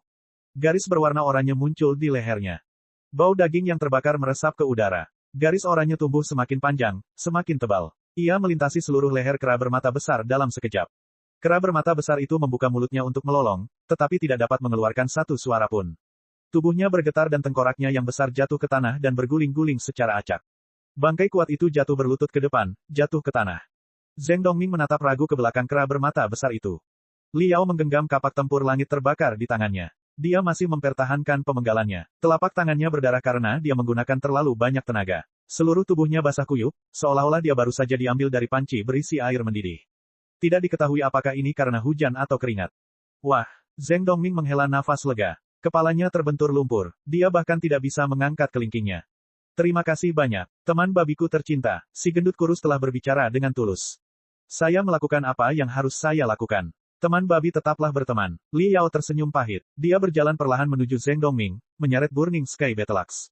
Jadi selanjutnya, kamu akan membunuhku kan? Zheng Dongming memaksakan diri untuk tertawa dan bertanya dengan tenang. Ya, Li Yao menghela nafas. Babak 67, Pemberontakan Harmagedon. Inilah alasan mengapa saya tidak ingin menggunakan transformasi saya. Segera setelah saya bertransformasi, semua orang akan menganggap saya sebagai penggarap iblis. Mereka pasti ingin memenggal dan memusnahkanku. Zheng Dongming menghela nafas tanpa daya. Penggarap setan, kedua kata ini seperti roh tanpa jejak dan tak terlihat yang mengorbit di antara keduanya. Suhu sekitar turun menjadi 0 dalam sekejap. Ekspresi senyum di wajah Li Yao dan Zheng Dongming benar-benar membeku. Niat membunuh yang keras muncul dari kedalaman mata mereka. Penggarap setan adalah mereka yang dirusak oleh setan luar. Mereka melepaskan budidaya energi spiritual dan malah mengembangkan sisi gelap energi spiritual, mereka berkultivasi dalam energi tenebrum. Mereka adalah musuh bebuyutan peradaban manusia dan 100 kali lipat lebih menakutkan daripada ras iblis. Legenda mengatakan bahwa ketika Big Bang alam semesta pertama kali dimulai, dari titik awal, paling awal, energi spiritual dan tenebrum yang tak ada habisnya melonjak. Energi spiritual berangsur-angsur berubah menjadi materi, membentuk lautan bintang yang luas dan tak terbatas dan menghasilkan bentuk kehidupan generasi pertama, ras Pangu. Ras Pangu memiliki obsesi untuk berkreasi. Mereka memisahkan surga dari bumi dan membentuk 3000 dunia 1000 besar. Mereka menggunakan materi antar bintang panas yang tak terhitung jumlahnya untuk menyatukan planet demi planet yang mampu menampung kehidupan. Maka, peradaban manusia telah mencatat ras Pangu dikenal sebagai orang suci zaman dahulu. Dan di sisi gelap energi spiritual adalah tenebrum. Tenebrum tidak terbentuk menjadi materi. Masa besar tenebrum memadat menjadi dunia misterius yang dikenal sebagai alam iblis. Itu adalah bidang di luar alam semesta yang kita kenal, dimensi alternatif yang terbuat dari tenebrum murni. Di dalam alam iblis, tenebrum tanpa henti merobek, bertabrakan, menekan, dan memadat untuk secara bertahap memiliki kecerdasan dan berevolusi menjadi iblis pelampau. Iblis pelampau adalah sejenis bentuk kehidupan yang terbuat dari energi murni.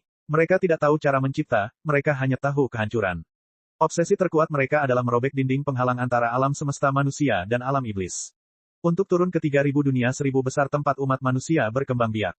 Untuk menyerang pikiran peradaban manusia. Untuk merusak kesadaran umat manusia. Untuk merusak tekad umat manusia. Dan menyebabkan umat manusia tersesat dalam pembantaian yang tidak masuk akal, kegilaan, penipuan, dan pencemaran nama baik di tenebrum. Direduksi menjadi penggarap iblis yang mengerikan. Pada awal zaman budidaya kuno 40.000 tahun yang lalu, bahkan sebelum ras iblis muncul, penggarap dan penggarap setan adalah musuh alami hingga mati. Bahkan ada rumor bahwa kultivator yang awalnya mensintesis virus dewa iblis, menciptakan ras iblis, sebenarnya telah dirusak oleh iblis pelampau sejak lama dan telah berubah menjadi penggarap iblis. Dan 30.000 tahun kemudian ketika zaman kegelapan besar berakhir, ketika kaisar tertinggi muncul, ketika umat manusia dihidupkan kembali, ketika ras iblis berada di ambang kepunahan, ketika umat manusia akan menyatakan diri mereka sebagai penguasa lautan, bintang-bintang, para iblis pelampaulah yang merekayasa pemberontakan Armageddon, yang menyebabkan dunia para penggarap memasuki perang saudara kedua. Selama pemberontakan Armageddon, Star Ocean Imperium yang didirikan oleh kaisar tertinggi runtuh dalam ledakan besar. Hubungan antara masing-masing Greater Thousand World telah terputus. Api perang yang berkobar sekali lagi menelan lautan bintang yang tak terbatas. Li Yao berdiri dengan tenang 5 meter dari Zheng Dongming. Ekspresinya setajam pisau. Dia mengamati leher Zheng Dongming dengan mata burung nasar. Meskipun si gendut ini lemah dan tidak berdaya seperti domba kurban di altar, Li Yao tidak berani sedikit pun ceroboh. Lawannya adalah seorang penggarap iblis yang sangat menakutkan. Siapa yang tahu kartu truf kekerasan macam apa yang masih dia miliki? Zheng Dongming berbicara sambil tertawa pahit, jadi, Anda telah memutuskan untuk menganggap saya sebagai penggarap iblis, kejahatan yang harus Anda bersihkan. Lalu kenapa kamu baru saja menyelamatkanku? Bukankah cukup bagi kera bermata besar untuk memukuliku sampai mati? Liao menggelengkan kepalanya dan berbicara, kamu salah paham. Saya tidak menyelamatkan Anda, saya pernah mendengar bahwa penggarap iblis ahli dalam pertarungan jarak dekat dan beberapa dari mereka mengetahui keterampilan iblis memakan daging dan darah untuk memulihkan vitalitas mereka. Bagaimana jika ketika kera bermata besar mendekati Anda membunuhnya dan memakan daging dan darahnya untuk bertransformasi lebih jauh? Maka aku akan kacau. Aku membunuh kera itu untuk memastikan kera itu tidak mendekatimu. Saya berharap untuk membuat Anda tetap dalam kondisi lemah dan rapuh. Itu saja. Berhenti sejenak, dia menggunakan jari kakinya untuk menggambar garis di tanah dan berkata, lihat ke sini. Saya tetap berdiri pada jarak 5 meter dari Anda. Aku bahkan tidak berani mendekat 1 inci pun. Itu karena aku takut kamu akan menyerang dengan kasar. Saat Liao berbicara, sebuah paragraf informasi mengenai pemberontakan Armageddon yang pernah dia pelajari dalam kursus sejarah muncul dari lubuk pikirannya. 10.000 tahun yang lalu pada akhir zaman kegelapan besar, kekuasaan ras iblis atas peradaban manusia bagaikan lilin yang berkedip-kedip ditiup angin. Pasti tidak stabil dan bisa padam kapan saja. Pada saat ini, peradaban manusia sedang bangkit seperti badai yang mengamuk dengan kemunculan kekuatan dalam jumlah besar. Di wilayah selatan Lautan Bintang yang tak terbatas, ras iblis mendirikan arena bawah tanah di sektor Arden Gale, dunia 1000 besar. Manusia kuat yang dikenal sebagai kaisar pengusir surga muncul dari sini. Dia hanyalah seorang deat gladiator rendahan. Dia membantai orang-orang yang menghalangi jalannya dan, dalam waktu belasan tahun, menjadi dewa pertempuran. Dia memanggil deat gladiator yang tak terhitung jumlahnya untuk bangkit dan melawan ras iblis. Ahli ras iblis yang tak terhitung jumlahnya diubah menjadi bubur kertas dan diubah menjadi abu di bawah pedang raksasa dan tangan besinya. Dan di sektor bintang kekacauan di wilayah utara Lautan Bintang yang tak terbatas, muncullah pahlawan umat manusia lainnya. Dia dikenal sebagai Kaisar Lautan Bintang. Dia mulai dengan menyita kapal patroli di Menrace dan menjarah kemana-mana sebagai bajak laut luar angkasa. Beberapa puluh tahun kemudian, dia benar-benar berkembang menjadi armada manusia yang terdiri dari jutaan kapal perang kristal. Dia berubah dari awalnya meluncurkan serangan gerilya menjadi meluncurkan kampanye besar dan disiplin yang mampu melawan pasukan ras iblis. Dia mengalahkan musuhnya berulang kali. Dan ketika Kaisar Pengusir Langit dan Kaisar Lautan Bintang bertemu untuk pertama kalinya, orang-orang akhirnya tahu bahwa mereka sebenarnya adalah dua inkarnasi dari orang yang sama. Sejak itu, Kaisar Pengusir Langit dan Kaisar Lautan Bintang secara resmi bergabung menjadi satu kesatuan. Entitas ini memiliki kemampuan strategis militer yang luar biasa dan kekuatan tempur yang tak tertandingi. Seluruh umat manusia menyebut entitas ini sebagai Kaisar Tertinggi. Hanya dengan menggunakan kekuatannya sendiri, Kaisar Tertinggi mengeluarkan peradaban manusia dari kegelapan dan mengembalikan kejayaannya. Dia memimpin setiap orang kuat untuk menggali sisa-sisa serikat kultivator kuno yang tak terhitung jumlahnya. Dengan peradaban penggarap kuno sebagai fondasinya, dia mendirikan 20 persatuan asal, dan dia memisahkan 20 klon dari jiwanya sendiri untuk memerintah 20 persatuan asal ini. Klon terkuat mewarisi kesadaran bertarung dan haus darah Kaisar Tertinggi. Dia bertanggung jawab atas guild dengan kekuatan tempur terkuat, Blood God Guild. Dia dianugerahi nama Dewa Darah. Dan tak terhitung banyaknya anggota ras iblis yang terbunuh lebih suka menyebut Dewa Darah sebagai Armageddon Gila. Ketika Kaisar Tertinggi mendirikan Star Ocean Imperium, ketika dia sibuk membangun kembali peradaban manusia, Dewa Darah memerintahkan 20 guild dan armada kapal perang kristal. Dia berlari liar dan bebas melintasi lautan bintang yang tak terbatas, melenyapkan semua pengaruh ras iblis di setiap dunia 1000 besar. Dalam belasan tahun, tampaknya semua ras iblis telah dibuang ke dunia yang lebih besar. Satu-satunya yang tersisa dari ras iblis adalah sarang lama mereka, sektor iblis segudang. Untuk sepenuhnya mengalahkan ras iblis, Dewa Darah mengumpulkan para penggarap yang memiliki kekuatan tempur terkuat dari 20 Guild of Provenance. Dia memerintahkan 70% angkatan bersenjata Star Ocean Imperium untuk membentuk pasukan ekspedisi tirani yang tiada taraf. Kaisar Tertinggi bahkan membagi jiwa abadinya menjadi 2 jiwa untuk sementara waktu dikirim ke tubuh Dewa Darah, untuk meningkatkan kekuatan tempur Dewa Darah hingga meroket, untuk mampu bersaing dengan Raja Ras Iblis. Ekspedisi 100 juta tahun cahaya yang epik berlangsung dan melaju ke depan. Semua orang percaya bahwa ini akan menjadi perang terakhir ketika pasukan ekspedisi berperang.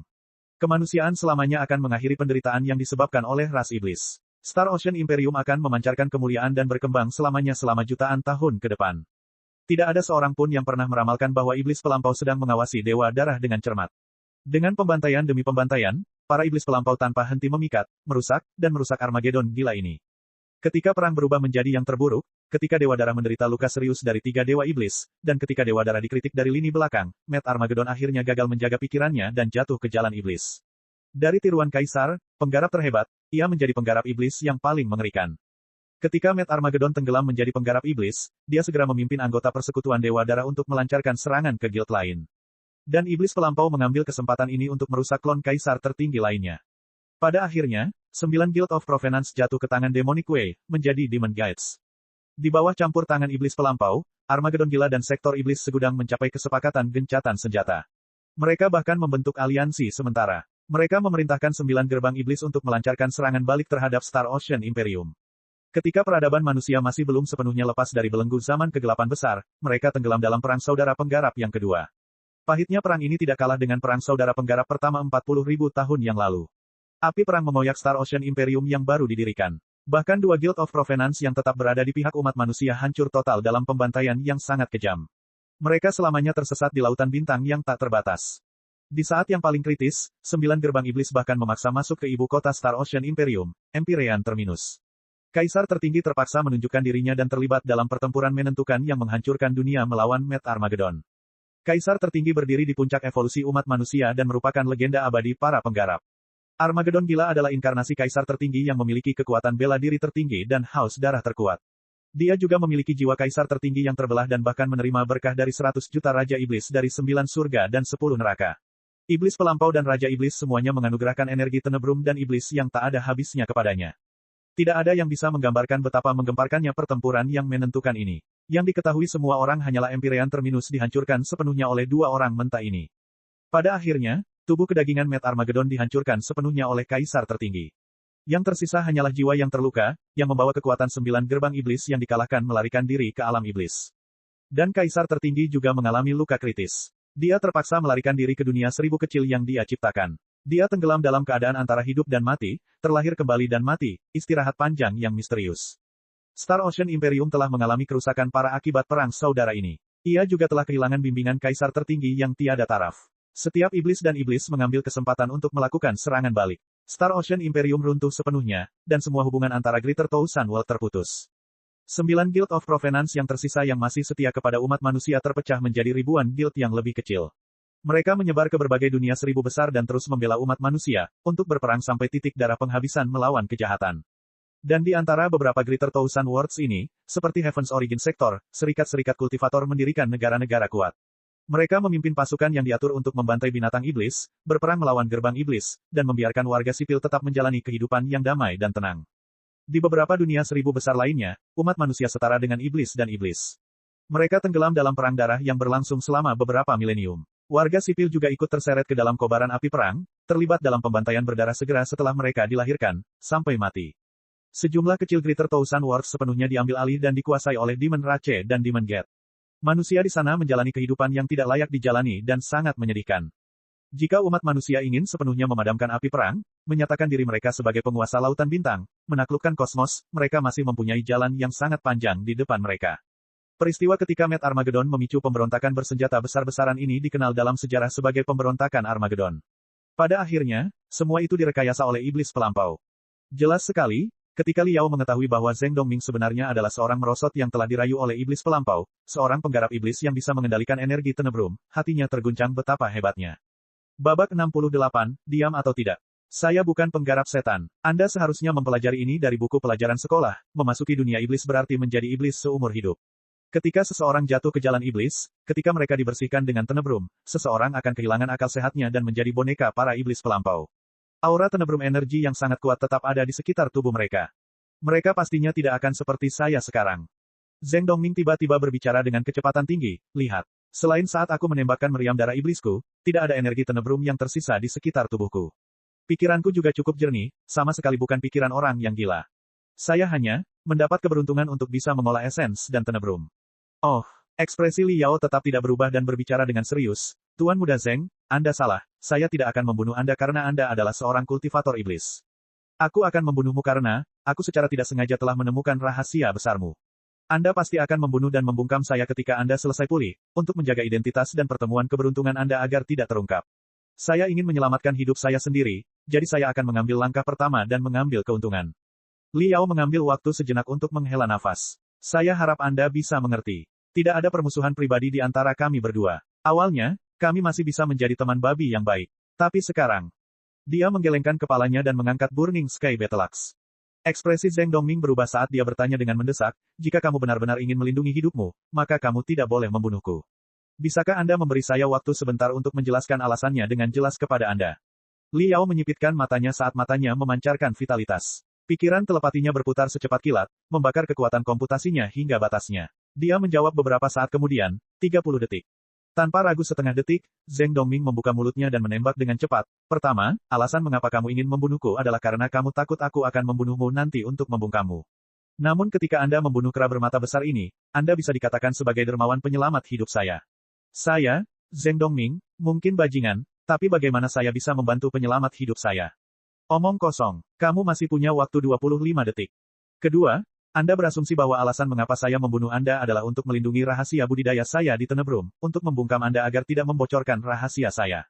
Tapi tidak ada gunanya membunuhmu karena, saat ini, rekan siswa Liao menempati peringkat pertama dan telah mendapatkan reputasi sebagai bintang harapan yang sedang naik daun. 9 elit akan selalu memiliki banyak mata yang mengamatimu. Dan, kamu pastinya memiliki keberuntunganmu sendiri karena kekuatanmu yang sebenarnya melonjak pada tingkat yang lebih tinggi dariku. Tidak mudah untuk membungkammu. Saya pasti perlu menggunakan pengaruh dan sumber daya dalam jumlah besar. Keluarga Zheng Anda, bukankah Anda memiliki pengaruh dan sumber daya dalam jumlah besar? Berbicara Liao dengan dingin. Zheng Dongming memaksakan tawa pahit dan berbicara, memobilisasi sumber daya dalam jumlah besar untuk membunuhmu sebenarnya bukanlah masalahnya. Masalahnya adalah pembenarannya, paham? Kamu benar. Keluarga Zheng saya memiliki beberapa penggarap tahap penyempurnaan. Kami bahkan memiliki 2 penggarap tahap foundation building yang kuat. Tetapi semua kultivator ini adalah paman atau bahkan kakek saya. Jika aku meminta mereka datang membunuhmu, mereka akan menanyakan alasannya padaku. Bagaimana saya harus menanggapinya? Haruskah aku mengatakan bahwa kamu telah menemukan rahasiaku? Jika saya menjelaskannya seperti ini, bukan saja mereka tidak akan menyuruh orang lain melakukan pekerjaan itu, sepupu dan kakek nenek ini juga akan mengusir saya dari rumah. Mereka akan menyingkirkanku. Kedengarannya masuk akal. Kata-kata yang Anda ucapkan ini telah memberi Anda 10 detik lagi. Lanjutkan berbicara. Liao mencengkeram kapak tempur langit terbakar dengan erat, dia tidak rileks sedikit pun. Bahkan jika aku bisa meyakinkan kerabatku untuk datang dan menyingkirkanmu, akan sangat sulit untuk tidak meninggalkan jejak dan petunjuk.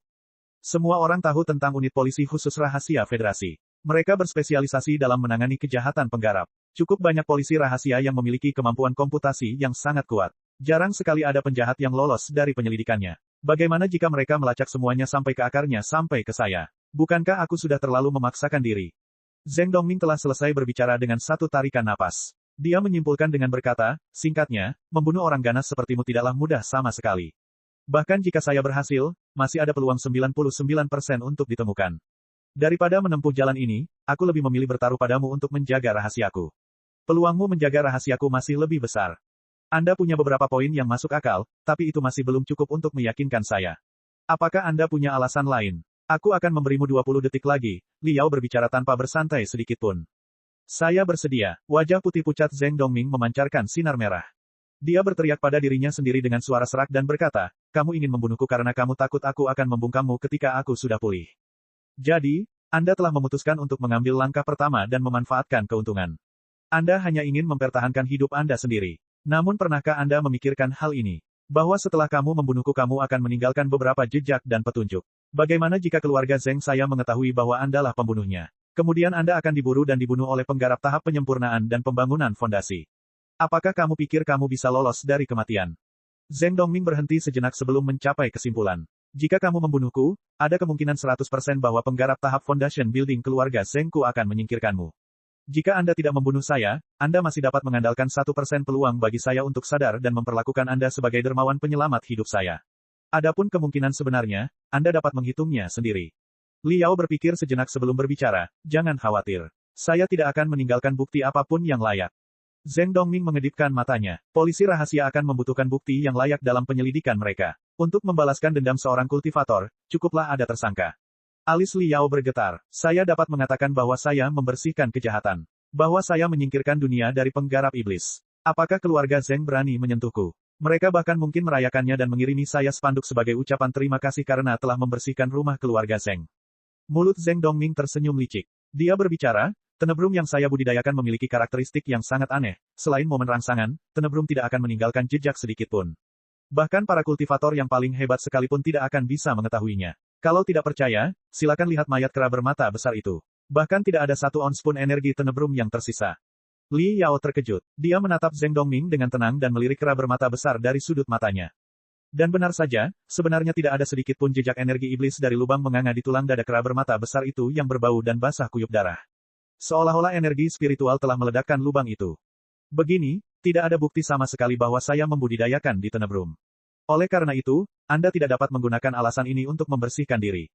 Tentu saja, aku tidak khawatir kamu membocorkan rahasiaku. Lagi pula, Anda tidak punya bukti, jadi saya tidak punya motif yang cukup kuat untuk membunuh dan membungkam Anda. Kita tidak perlu mengambil tindakan sejauh ini di mana hanya satu dari kita yang bisa keluar dari sini hidup-hidup. Zheng Dongming berbicara secepat kilat. Tepat pada saat ini, suara bergerak terdengar dari udara. Ji kecil akhirnya berjuang melepaskan diri dari pakaian kamuflase Zheng Dongming. Aura bintang bersinar dari matanya dan terbang di atas kepala keduanya. Makhluk puji milikmu sepertinya sudah pulih hubungannya dengan hamparan jauh. Saat ini, setiap gerakan berada di bawah pengawasan banyak kultivator. Kamu benar-benar tidak akan bergerak sekarang kan? Zheng Dongming tertawa dengan sangat cerah. Li Yao terdiam beberapa saat sebelum tertawa. Dia melemparkan Burning Sky Battle Axe ke samping, berjalan ke sisi Zheng Dongming, dan duduk di pantatnya di bawah tatapan Small Ji. Dia menutupi bibirnya dan berbisik dengan suara yang hanya bisa didengar oleh mereka sendiri. Bagus sekali. Anda telah meyakinkan saya, tetapi pada akhirnya, saya telah menemukan rahasia besar Anda. Jika suatu hari Anda mendorong budidaya iblis Anda ke tingkat yang luar biasa sehingga Anda dapat menyingkirkan saya tanpa meninggalkan setengah setitik pun bukti, saya yakin Anda masih akan bergerak. Itu sangat mungkin terjadi. Zheng Dongming juga menutup bibirnya saat dia berbicara dengan tenang, bukankah aku juga harus khawatir? Bagaimana jika suatu hari Anda secara ajaib menjadi besar dan Anda tidak takut akan pembalasan dari keluarga Zheng? Dan bagaimana jika Anda yakin bisa lolos dari penyelidikan polisi rahasia? Dan kamu khawatir aku akan membunuh dan membungkammu, jadi kamu akan mengambil langkah pertama untuk mendapatkan keunggulan. Untuk menyingkirkanku seperti sebelumnya. Li Yao merenung sejenak sebelum otomatis tertawa. Kemungkinan hal ini terjadi tidaklah kecil.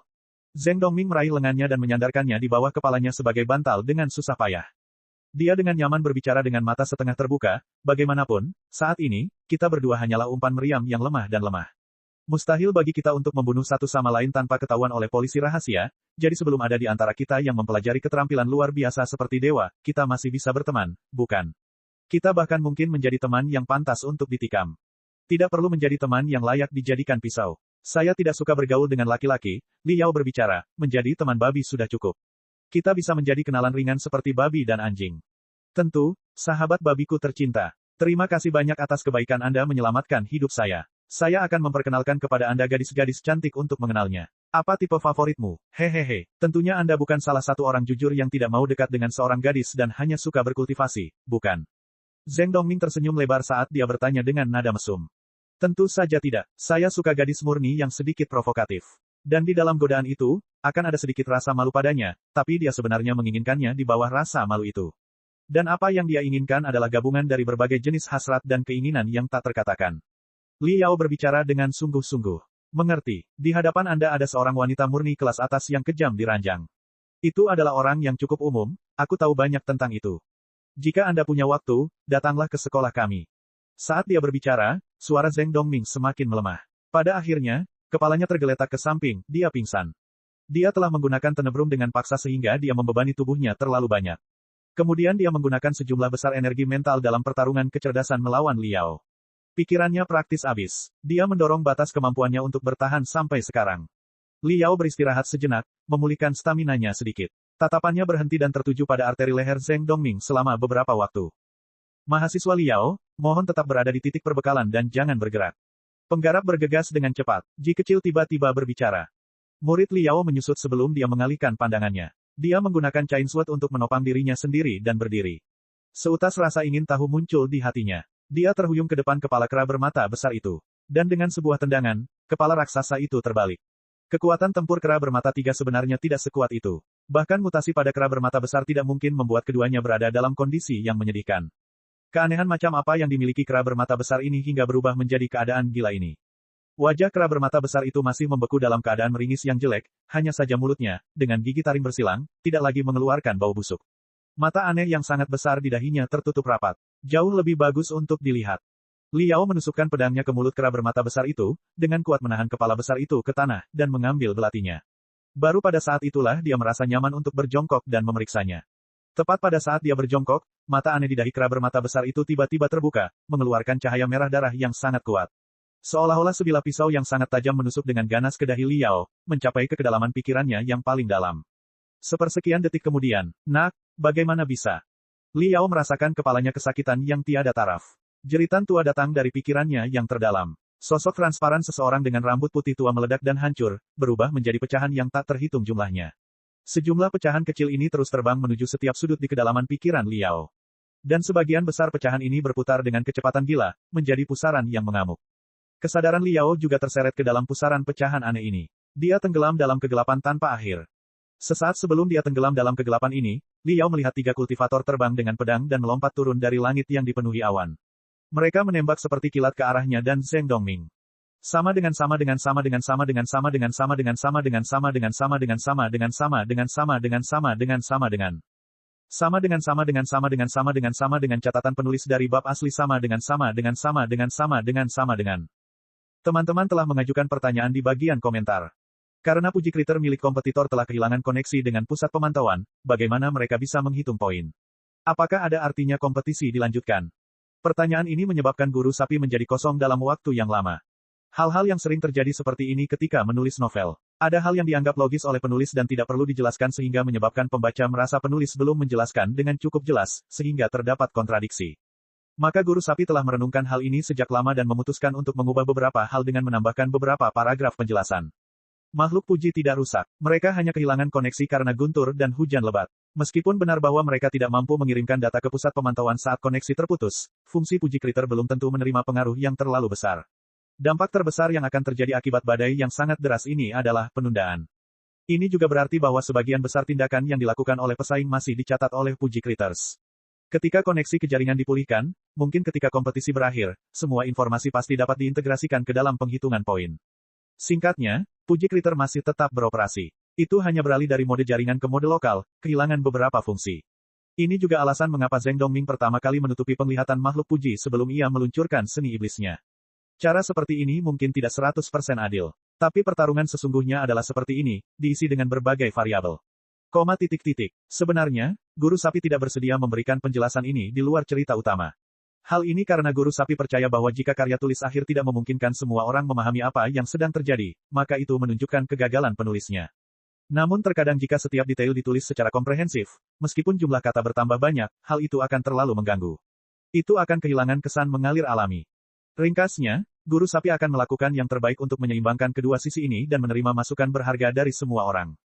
Guru sapi melihat bagian komentar setiap hari. Terkadang guru sapi tidak memberikan respon yang cepat, guru sapi berharap semua orang mengerti. Guru sapi harus mendukung orang tua dan muda. Dia biasanya sibuk menghidupi keluarga. Waktu yang didedikasikan untuk dirinya sendiri hanya sedikit. Dia biasanya bangun jam 5-6 pagi dan pergi ke Kentucky Fried Chicken untuk menulis selama 2 jam sebelum berangkat kerja. Sepulang kerja jika tidak ada kesibukan di rumah, dia pergi ke Kentucky Fried Chicken untuk menulis selama 2 jam. Terkadang dia perlu mengurus yang tua dan yang muda sebelum dia punya waktu. Jadi guru sapi seringkali perlu memusatkan energinya pada menulis. Waktu yang dia miliki untuk berbicara dengan semua orang sebenarnya tidak banyak. Hari ini guru sapi akan menggunakan pertanyaan dari teman baru ini untuk menjelaskan keadaan guru sapi kepada semua orang. Ini juga merupakan permintaan maaf kepada semua orang. Singkatnya, semuanya silakan tinggalkan lebih banyak komentar. Guru sapi pasti akan membacanya. Meski terkadang dia tidak bisa membalasnya, dia akan selalu mengingatnya di dalam hatinya. Dukungan dan saran semua orang adalah kekuatan pendorong terbesar guru sapi dalam menulis. Dia pasti akan menulis buku 40 Milenium Budidaya ini menjadi buku yang bagus dengan bantuan semua orang. Terima kasih semuanya. Babak 69, Pohon Kenangan. Di kedalaman terdalam bidang saraf Liao. Di dalam lautan ingatannya, ada jurang tak berujung. Kumpulan pecahan memori yang tak terhitung jumlahnya membentuk pusaran berputar yang sangat besar. Itu merobek jiwa Liao tanpa akhir. Namaku Ou Yeming. Suatu hari nanti, aku akan menjadi pemimpin dari 100 persatuan peleburan. Aku, Ou Yeming, bersumpah kepada semua dewa di seluruh alam dan alam semesta bahwa aku akan mengambil semua anggota 9 gerbang iblis dan memenggal kepala mereka satu persatu dan memusnahkan seluruh keluarga mereka, bahkan tidak menyisakan anjing dan ayam mereka. Pedang Dewa Lentur, naga pembantai pedang perang, pemakan jiwa tombak. Saya akhirnya membuat 3 senjata mahakarya yang mampu membunuh monster-monster tahap transformasi roh tua itu. Senior Ouye, Senior Ouyesi. Tolong buatkan saya artefak. Saya bersedia membayar Anda 10 gunung terapung sebagai kompensasi. Ledakan. Waktu berlalu begitu saja. Liao tidak tahu berapa lama dia terjebak dalam pusaran kenangan ketika tiba-tiba dia mendengar suara keras yang mengguncang bumi yang menghancurkan seluruh pusaran. Sebuah benda aneh berbentuk pohon raksasa sebenarnya telah terbentuk di kedalaman bidang sarafnya. Pohon kenangan, ini terbentuk dari pecahan kristal murni kenangan yang tak terhitung jumlahnya.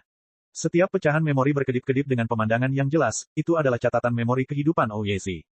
Mulai dari puncak pohon adalah saat Ouyezi memasuki 100 persatuan peleburan, ketika dia diturunkan menjadi pekerja tingkat rendah. Kenangan saat dia menderita siksaan Titan. Seiring berjalannya waktu, pecahan memori menyebar ke bawah, secara bertahap berubah untuk menunjukkan waktu ketika Ouyezi menjadi pekerja penempaan. Kenangan saat dia memalu dan melebur hari demi hari di ruang tempa. Melanjutkan ke bawah adalah kenangan Ouyezi ketika dia membuat pedang terbang yang belum sempurna. Yang terjadi selanjutnya adalah invasi para iblis. Kenangan pertempuran berdarah ada di mana-mana. Hal ini berlanjut hingga ke dasar pohon, di mana kenangan berubah menjadi saat Ouyezi menjadi pemimpin dari 100 persatuan peleburan, setelah meraih kesuksesan dan pengakuan. Itu adalah adegan di mana kekuatannya membuat dunia bergetar. Semua pecahan memori dipisahkan menjadi 3 warna yang sangat berbeda. Kenangan paling awal dari saat Ouyezi memasuki guild hingga saat dia menjadi pekerja bengkel mengalir dengan cahaya dan dipenuhi warna. Mereka bersinar terang, tampak sangat bersemangat dan hidup.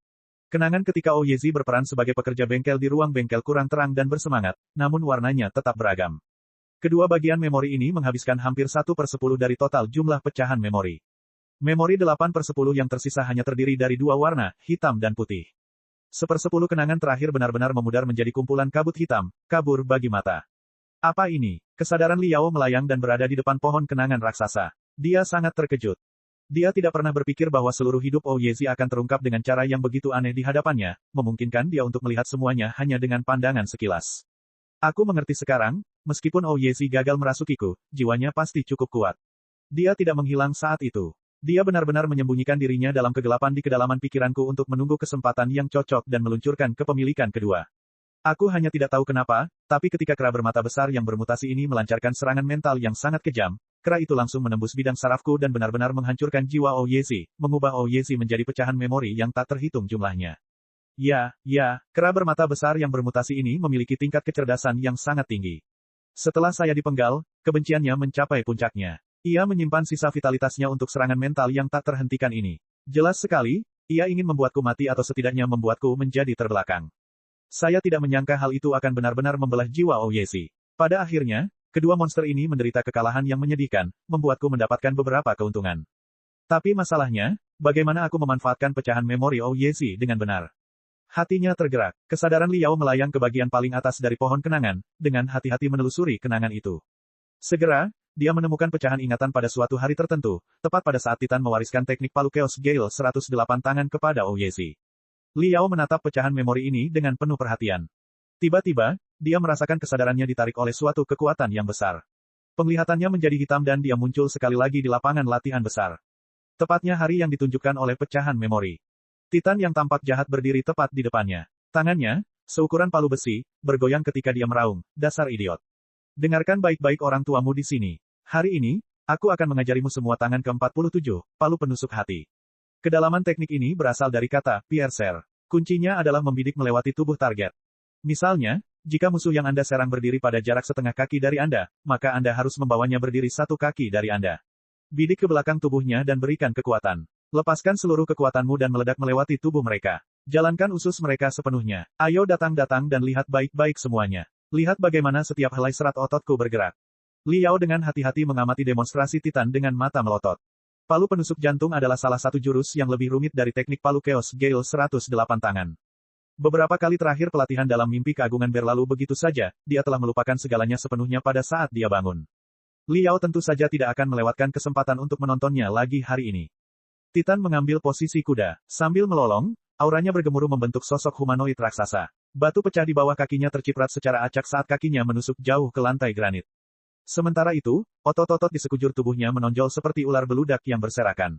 Kekuatan seperti gelombang mengalir ke lengan kanannya. Tinjunya mengepal dan udara meledak dengan 7 suara, bang bang bang bang bang bang bang, secara berurutan. Serangkaian 7 riak melingkar merobek udara saat tinju itu menembus. Palu penusuk jantung dapat merobek udara ketika dilatih hingga batasnya, menciptakan suara ledakan. Saya hanya bisa merobek udara 7 kali. Para ahli di guild kami dapat merobek udara 17-18 kali dengan 1 kepalan tangan.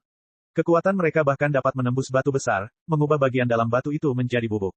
Titan telah berbicara dengan kepuasan yang luar biasa. Matanya melotot terbuka sekali lagi dan menghadap Liao sambil mengaum, "Oh Yeming, kemarilah. Senior ini akan mengajarimu dengan baik." Jantung Liao melonjak. Dia tersentak secara telepati dan tubuhnya menjadi ringan karena alasan yang tidak diketahui. Jiwanya sebenarnya telah terpisah dari tubuh Ouyezi dan melarikan diri, berubah menjadi sosok humanoid semi-transparan yang melayang di udara. Dia menyaksikan Ouyezi berjalan dengan sedih di depan Titan hingga menderita pelecehan. Jadi selama ini seperti ini. Pecahan memori ini sudah dapat digunakan sepenuhnya sesuka saya. Saya dapat berinkarnasi sebagai Ouyezi dan secara pribadi mengalami adegan-adegan dari ingatannya. Saya juga bisa mengambil peran observasi dan mengagumi kehidupannya dengan santai.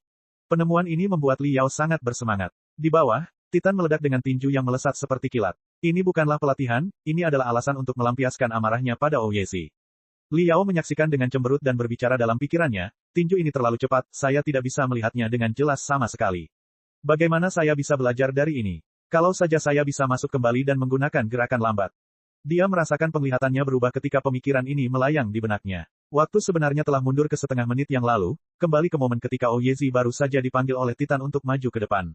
Dan juga, pergerakan Titan dan Ouyezi sangat lambat. Setiap kepalan tangan yang meledak, setiap gerakan serat otot yang mengalir, ditangkap dengan sangat jelas oleh Liao. Itu dia, otot-otot kedua kaki mengikuti perputaran tubuh untuk menciptakan kekuatan secara bersama-sama. Jadi inilah kunci dari palu penusuk jantung. Titan ini benar-benar tidak menjelaskan semuanya dengan jelas, sudah jelas dia menyimpan semuanya untuk dirinya sendiri. Liao tidak bisa menahan diri untuk tidak bersiul. Dia telah menemukan bahwa pecahan memori ini sepenuhnya berada di bawah kendalinya, menyebabkan dia menjadi sangat bersemangat. Dia dapat dengan bebas memanipulasi kecepatan waktu dan posisi. Liao menyaksikan adegan itu dalam gerakan lambat berulang kali sebanyak 7-8 kali. Pada akhirnya, dia malah menyatu dengan tubuh Ouyezi dan mengalami hal-hal dari sudut pandang Ouyezi sebanyak 3-4 kali. Akhirnya, dia menguasai jurus palu penusuk jantung ini melalui pembelajaran yang cermat. Dia telah sepenuhnya mengasimilasi teknik ini sampai ke sumsumnya. Pecahan memori ini telah sepenuhnya dicerna dan diserap. Saya tidak akan pernah melupakannya. Tapi bagaimana cara keluar dari situ? Saat pemikiran ini muncul di benaknya, pemandangan di sekitarnya meledak dan hancur. Kesadaran Liao muncul sekali lagi di depan pohon kenangan yang sangat besar. Bisakah, apakah semua pecahan memori ini dapat diakses untuk observasi sesuai keinginan saya? Untuk belajar dari, untuk mencerna dan mengasimilasi. Jiwa Liao tersentak hebat. Sambil bersiul panjang, dia melemparkan dirinya ke dalam kenangan panggung tengah tentang Ouyezi dengan kegembiraan yang luar biasa, kenangan tentang Ouyezi yang menyusun pedang dewa lentur. Selama aku belajar cara membuat senjata masterwork seperti ini, aku akan bisa berjalan dengan arogan melintasi federasi, tidak, seluruh sektor asal surga.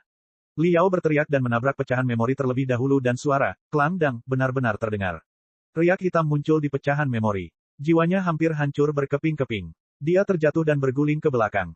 Apa yang sedang terjadi? Kecelakaan itu membuat Liao bingung dan tersesat. Rasa sakit itu menusuk jiwanya. Dia mengusap kepalanya sambil berteriak bingung, kenapa aku tidak bisa memasukkan pecahan memori ini? Dia tidak mau menyerah, jadi dia mengorbit ke beberapa pecahan memori di samping, mengitarinya selama beberapa putaran. Dia mencoba masuk dengan hati-hati beberapa kali, tetapi dia sama sekali tidak mampu. Dia mencoba memasukkan lebih dari 100 pecahan memori sebelum dia menemukan pola umum. Semua kenangan ini berasal dari tahap pertengahan dan akhir kehidupan Ouyezi, yang juga dapat disebut sebagai 9/10 dari pohon yang memiliki dua warna putih dan hitam serta kenangan kabut hitam. Semua kenangan ini termasuk sisa-sisa jiwa kuat Ouyezi. Dia tidak akan bisa menyelidikinya dengan mudah. Hanya pecahan memori berwarna cerah dan pecahan memori multiwarna bening yang dapat diakses. Bagaimanapun, ada beberapa perbedaan antara kedua pecahan memori ini. Pecahan memori berwarna cerah sudah berada di bawah kendali penuhnya. Dia dapat memilih untuk mengambil peran pribadi atau observasi untuk pecahan ini. Dia bahkan bisa menambah atau mengurangi kecepatan waktu, hingga dia bisa memutar ulang kenangan itu berulang kali. Dan dalam pecahan memori multiwarna biasa, dia hanya bisa berperan sebagai pengamat untuk melihat ingatan Ouyezi berlalu perlahan. Dia tidak memiliki kendali penuh. Liao merenung dalam waktu lama hingga sepertinya dia menemukan prinsip di balik semua ini. Pada tahap awal kehidupan kultivasi, Ouyezi hanyalah manusia biasa. Jiwanya tidak begitu kuat, jadi aku bisa dengan bebas menyelidiki ingatannya. Namun kemudian, kekuatan sebenarnya menjadi semakin kuat, dan jiwanya semakin kuat hingga akhirnya dia menjadi seorang Grandmaster. Kenangan saat itu mengandung kekuatan magis yang tiada habisnya. Itu adalah sesuatu yang saat ini aku jelas tidak bisa membongkarnya sesuai keinginanku. Namun, saat kekuatanku yang sebenarnya perlahan tumbuh, jiwaku juga akan menjadi semakin kuat. Pada akhirnya, akan ada hari di mana aku bisa mengambil seluruh kenangan Ouyezi. Aku akan menelan ingatannya setetes demi setetes sampai semuanya berubah menjadi ingatanku. Babak 70, Bintang Iblis Xiao. Setelah melahap sekitar selusin pecahan memori awal Ouyezi, Liao menemukan dengan sangat takjub bahwa apa yang awalnya merupakan pecahan memori beraneka warna telah menjadi cerah dan berwarna cerah, pancarannya berkedip-kedip terang. Ketika kesadarannya masuk untuk menyelidiki pecahan ini, dia menemukan bahwa apa yang awalnya hanya peran pengamat, hanya memori, yang berubah menjadi dapat dikontrol secara bebas, dapat diamati berulang kali. Keputusannya semakin kuat setelah penemuan ini. Selama jiwanya secara bertahap tumbuh lebih kuat, bagian ingatan yang awalnya tidak mungkin dikendalikan pada akhirnya akan berubah menjadi makanan lesat. Mereka akan tertelan seluruhnya. Mulai saat ini, Li Yao sepertinya melupakan berlalunya waktu. Ia ibarat pencuri paling rakus yang tanpa sengaja menemukan harta karun berisi kekayaan suatu bangsa. Dia mencuri dengan sangat gembira, setelah menyusup ke dalam harta karun yang penuh dengan emas, perak, dan permata. Pikiran untuk pergi tidak pernah terlintas dalam benaknya. Kenangan awal Ouyezi dijungkir-balikan sepenuhnya olehnya, mereka dibersihkan sepenuhnya. Berkali-kali, dia mengulangi latihan teknik palu Chaos Gale 108 tangan.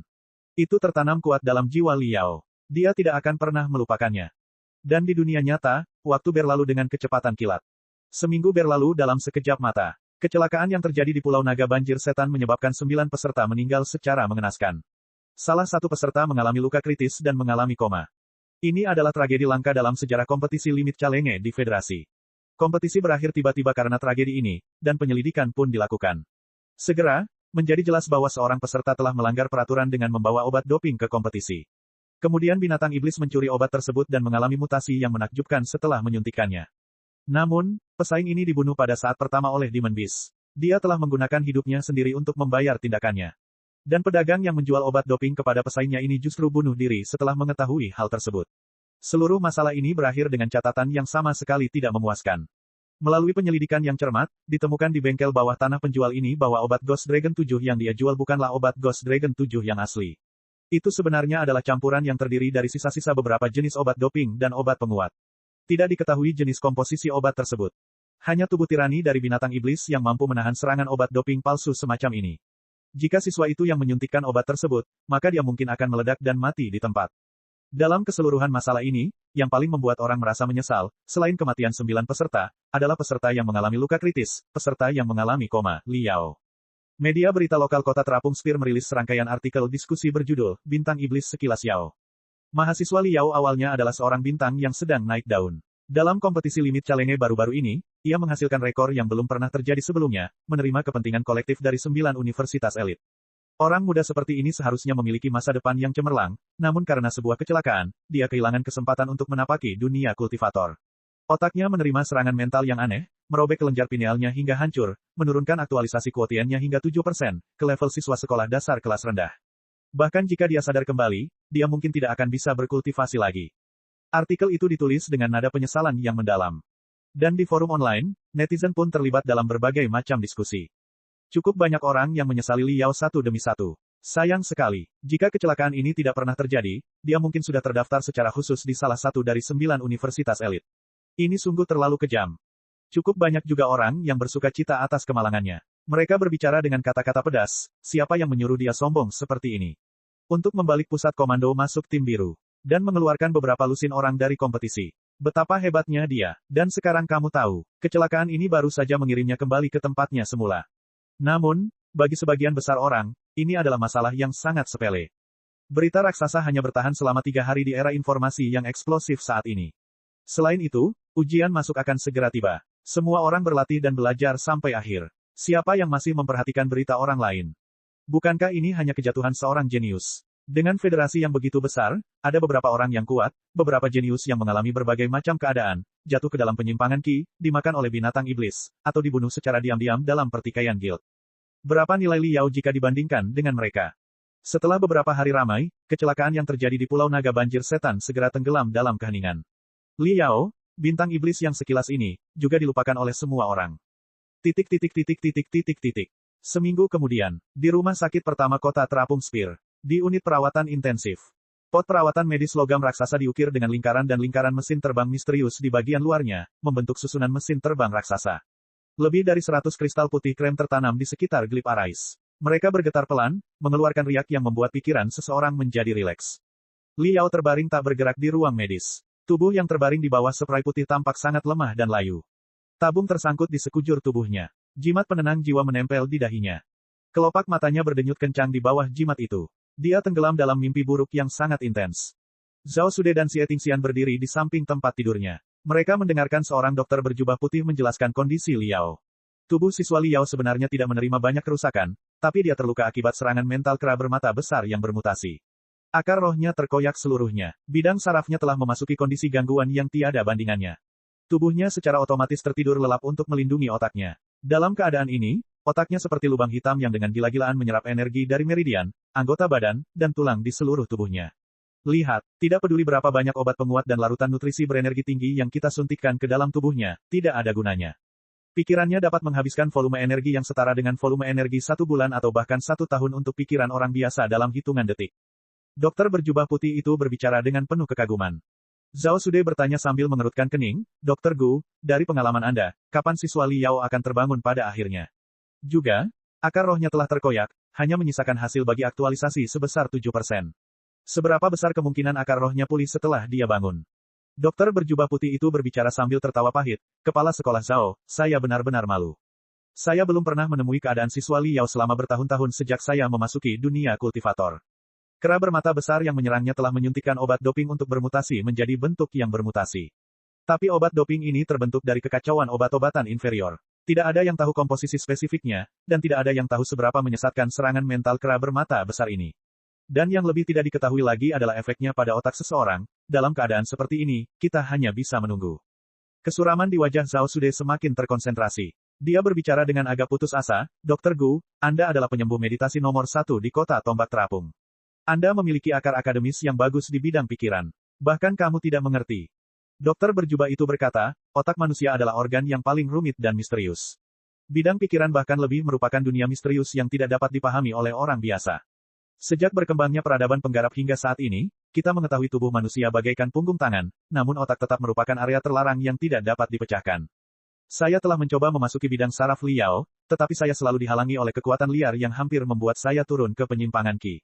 Sepertinya obat doping itu benar-benar ganas hingga mampu memperkuat serangan mental kera bermata besar itu hingga puncaknya. Tidak ada yang tahu kapan siswa Liao akan terbangun dalam keadaan seperti ini. Jika keberuntungannya bagus, dia bisa bangun besok. Jika nasibnya buruk, dia mungkin menghabiskan seluruh hidupnya dalam tidur nyenyak. Tidak ada yang pasti. Setelah berhenti sejenak, dia melanjutkan, namun, sebenarnya ada beberapa ratus kasus seperti ini di mana cedera kritis menyebabkan kelenjar pineal robek dan aktualisasi kuotien turun secara substansial dalam 300 tahun terakhir. Mayoritas dari mereka yang akar rohnya terkoyak sama sekali tidak dapat berkultivasi, menjadi cacat. Hanya sedikit orang yang bisa pulih. Paling banyak 7 atau 8, kurasa. Oleh karena itu, ketika Anda bertanya apakah siswa Liao dapat terus berkultivasi, jawaban saya adalah, kemungkinannya tidak melebihi 1%. Zhao Sude menghela nafas panjang. Keputusasaannya meluap dalam desahan itu. Dia berjalan ke sudut dan menyalakan prosesor kristal mikro di pergelangan tangannya. Seorang pria parubaya yang berbudaya dan beradab muncul di hologram. Itu adalah tetua dari Guild Nimbus Merah, Zhou Yin. Jadi tidak ada harapan. Zhou Yin bisa menebak dari melihat ekspresi Zhao Sude. Dia bertanya dengan tenang. Ya, dokter juga tidak tahu kapan dia akan bangun. Bahkan jika dia bangun, kemungkinan dia berkultivasi lagi kurang dari 1%, Zhao Sude berbicara dengan rasa kasihan. Zhou Yin menganggukkan kepalanya dan berbicara tanpa mengubah ekspresi, sayang sekali. Namun, tidak ada yang bisa dilakukan mengenai hal itu. Dunia budidaya itu kejam. Ada banyak orang jenius yang lahir setiap detik dan setiap detik ada banyak sekali orang jenius yang jatuh. Untuk menjadi seorang kultivator, seseorang tidak dapat hidup tanpa memiliki bakat, ketekunan, koneksi, dan keberuntungan. Dia jenius, tapi dia kurang beruntung. Siapa yang bisa disalahkan? Mulai sekarang, semua sumber daya yang awalnya akan kami berikan padanya akan dicabut. Saya ingat sekolah Anda memiliki Helian Lai dan si Jiaxue yang tidak terlalu buruk. Ambil sumber daya itu dan berikan kepada keduanya. Ya, perintah Anda adalah perintah saya, Penatua Zhou. Oh benar, Liao dan Helian Lai ini telah menciptakan kesalahpahaman lain di Pulau Naga Banjir Setan. Anggota Dewan Helian benar-benar tidak senang. Bagaimana jika Liao bangun dan mereka? Zhao Sude bertanya dengan penuh selidik. Zhou Yin tertawa terbahak-bahak dan berbicara, awalnya saya memandang Liao dengan senang hati karena saya menganggapnya sebagai talenta muda yang layak untuk dibina. Namun saat ini, dia sudah menjadi sampah. Hubungan macam apa yang dia miliki denganku sekarang? Tidak perlu lagi membicarakan masalahnya denganku. Jadi begitu, Zhao Sude menutup prosesor kristalnya. Dia berjalan ke samping dokter dan berbicara, karena Dr. Gu pun telah menjelaskan seperti itu, maka saya hanya bisa menunggu dan melihat apa yang terjadi. Dr. Gu, kalau begitu saya akan pergi. Profesor Xie, bagaimana dengan Anda? Xie Tingxian ragu-ragu sejenak sebelum berkata, saya akan terus menunggu.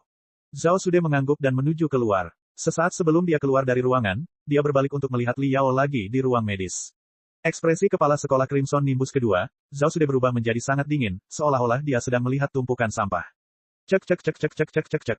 Rakan-rakan kultivator sekalian, sebelum retret, sila terus berkultivasi untuk jurus subscribe, like, share dan komentar agar sekte novel Sadim terus berkembang pesat.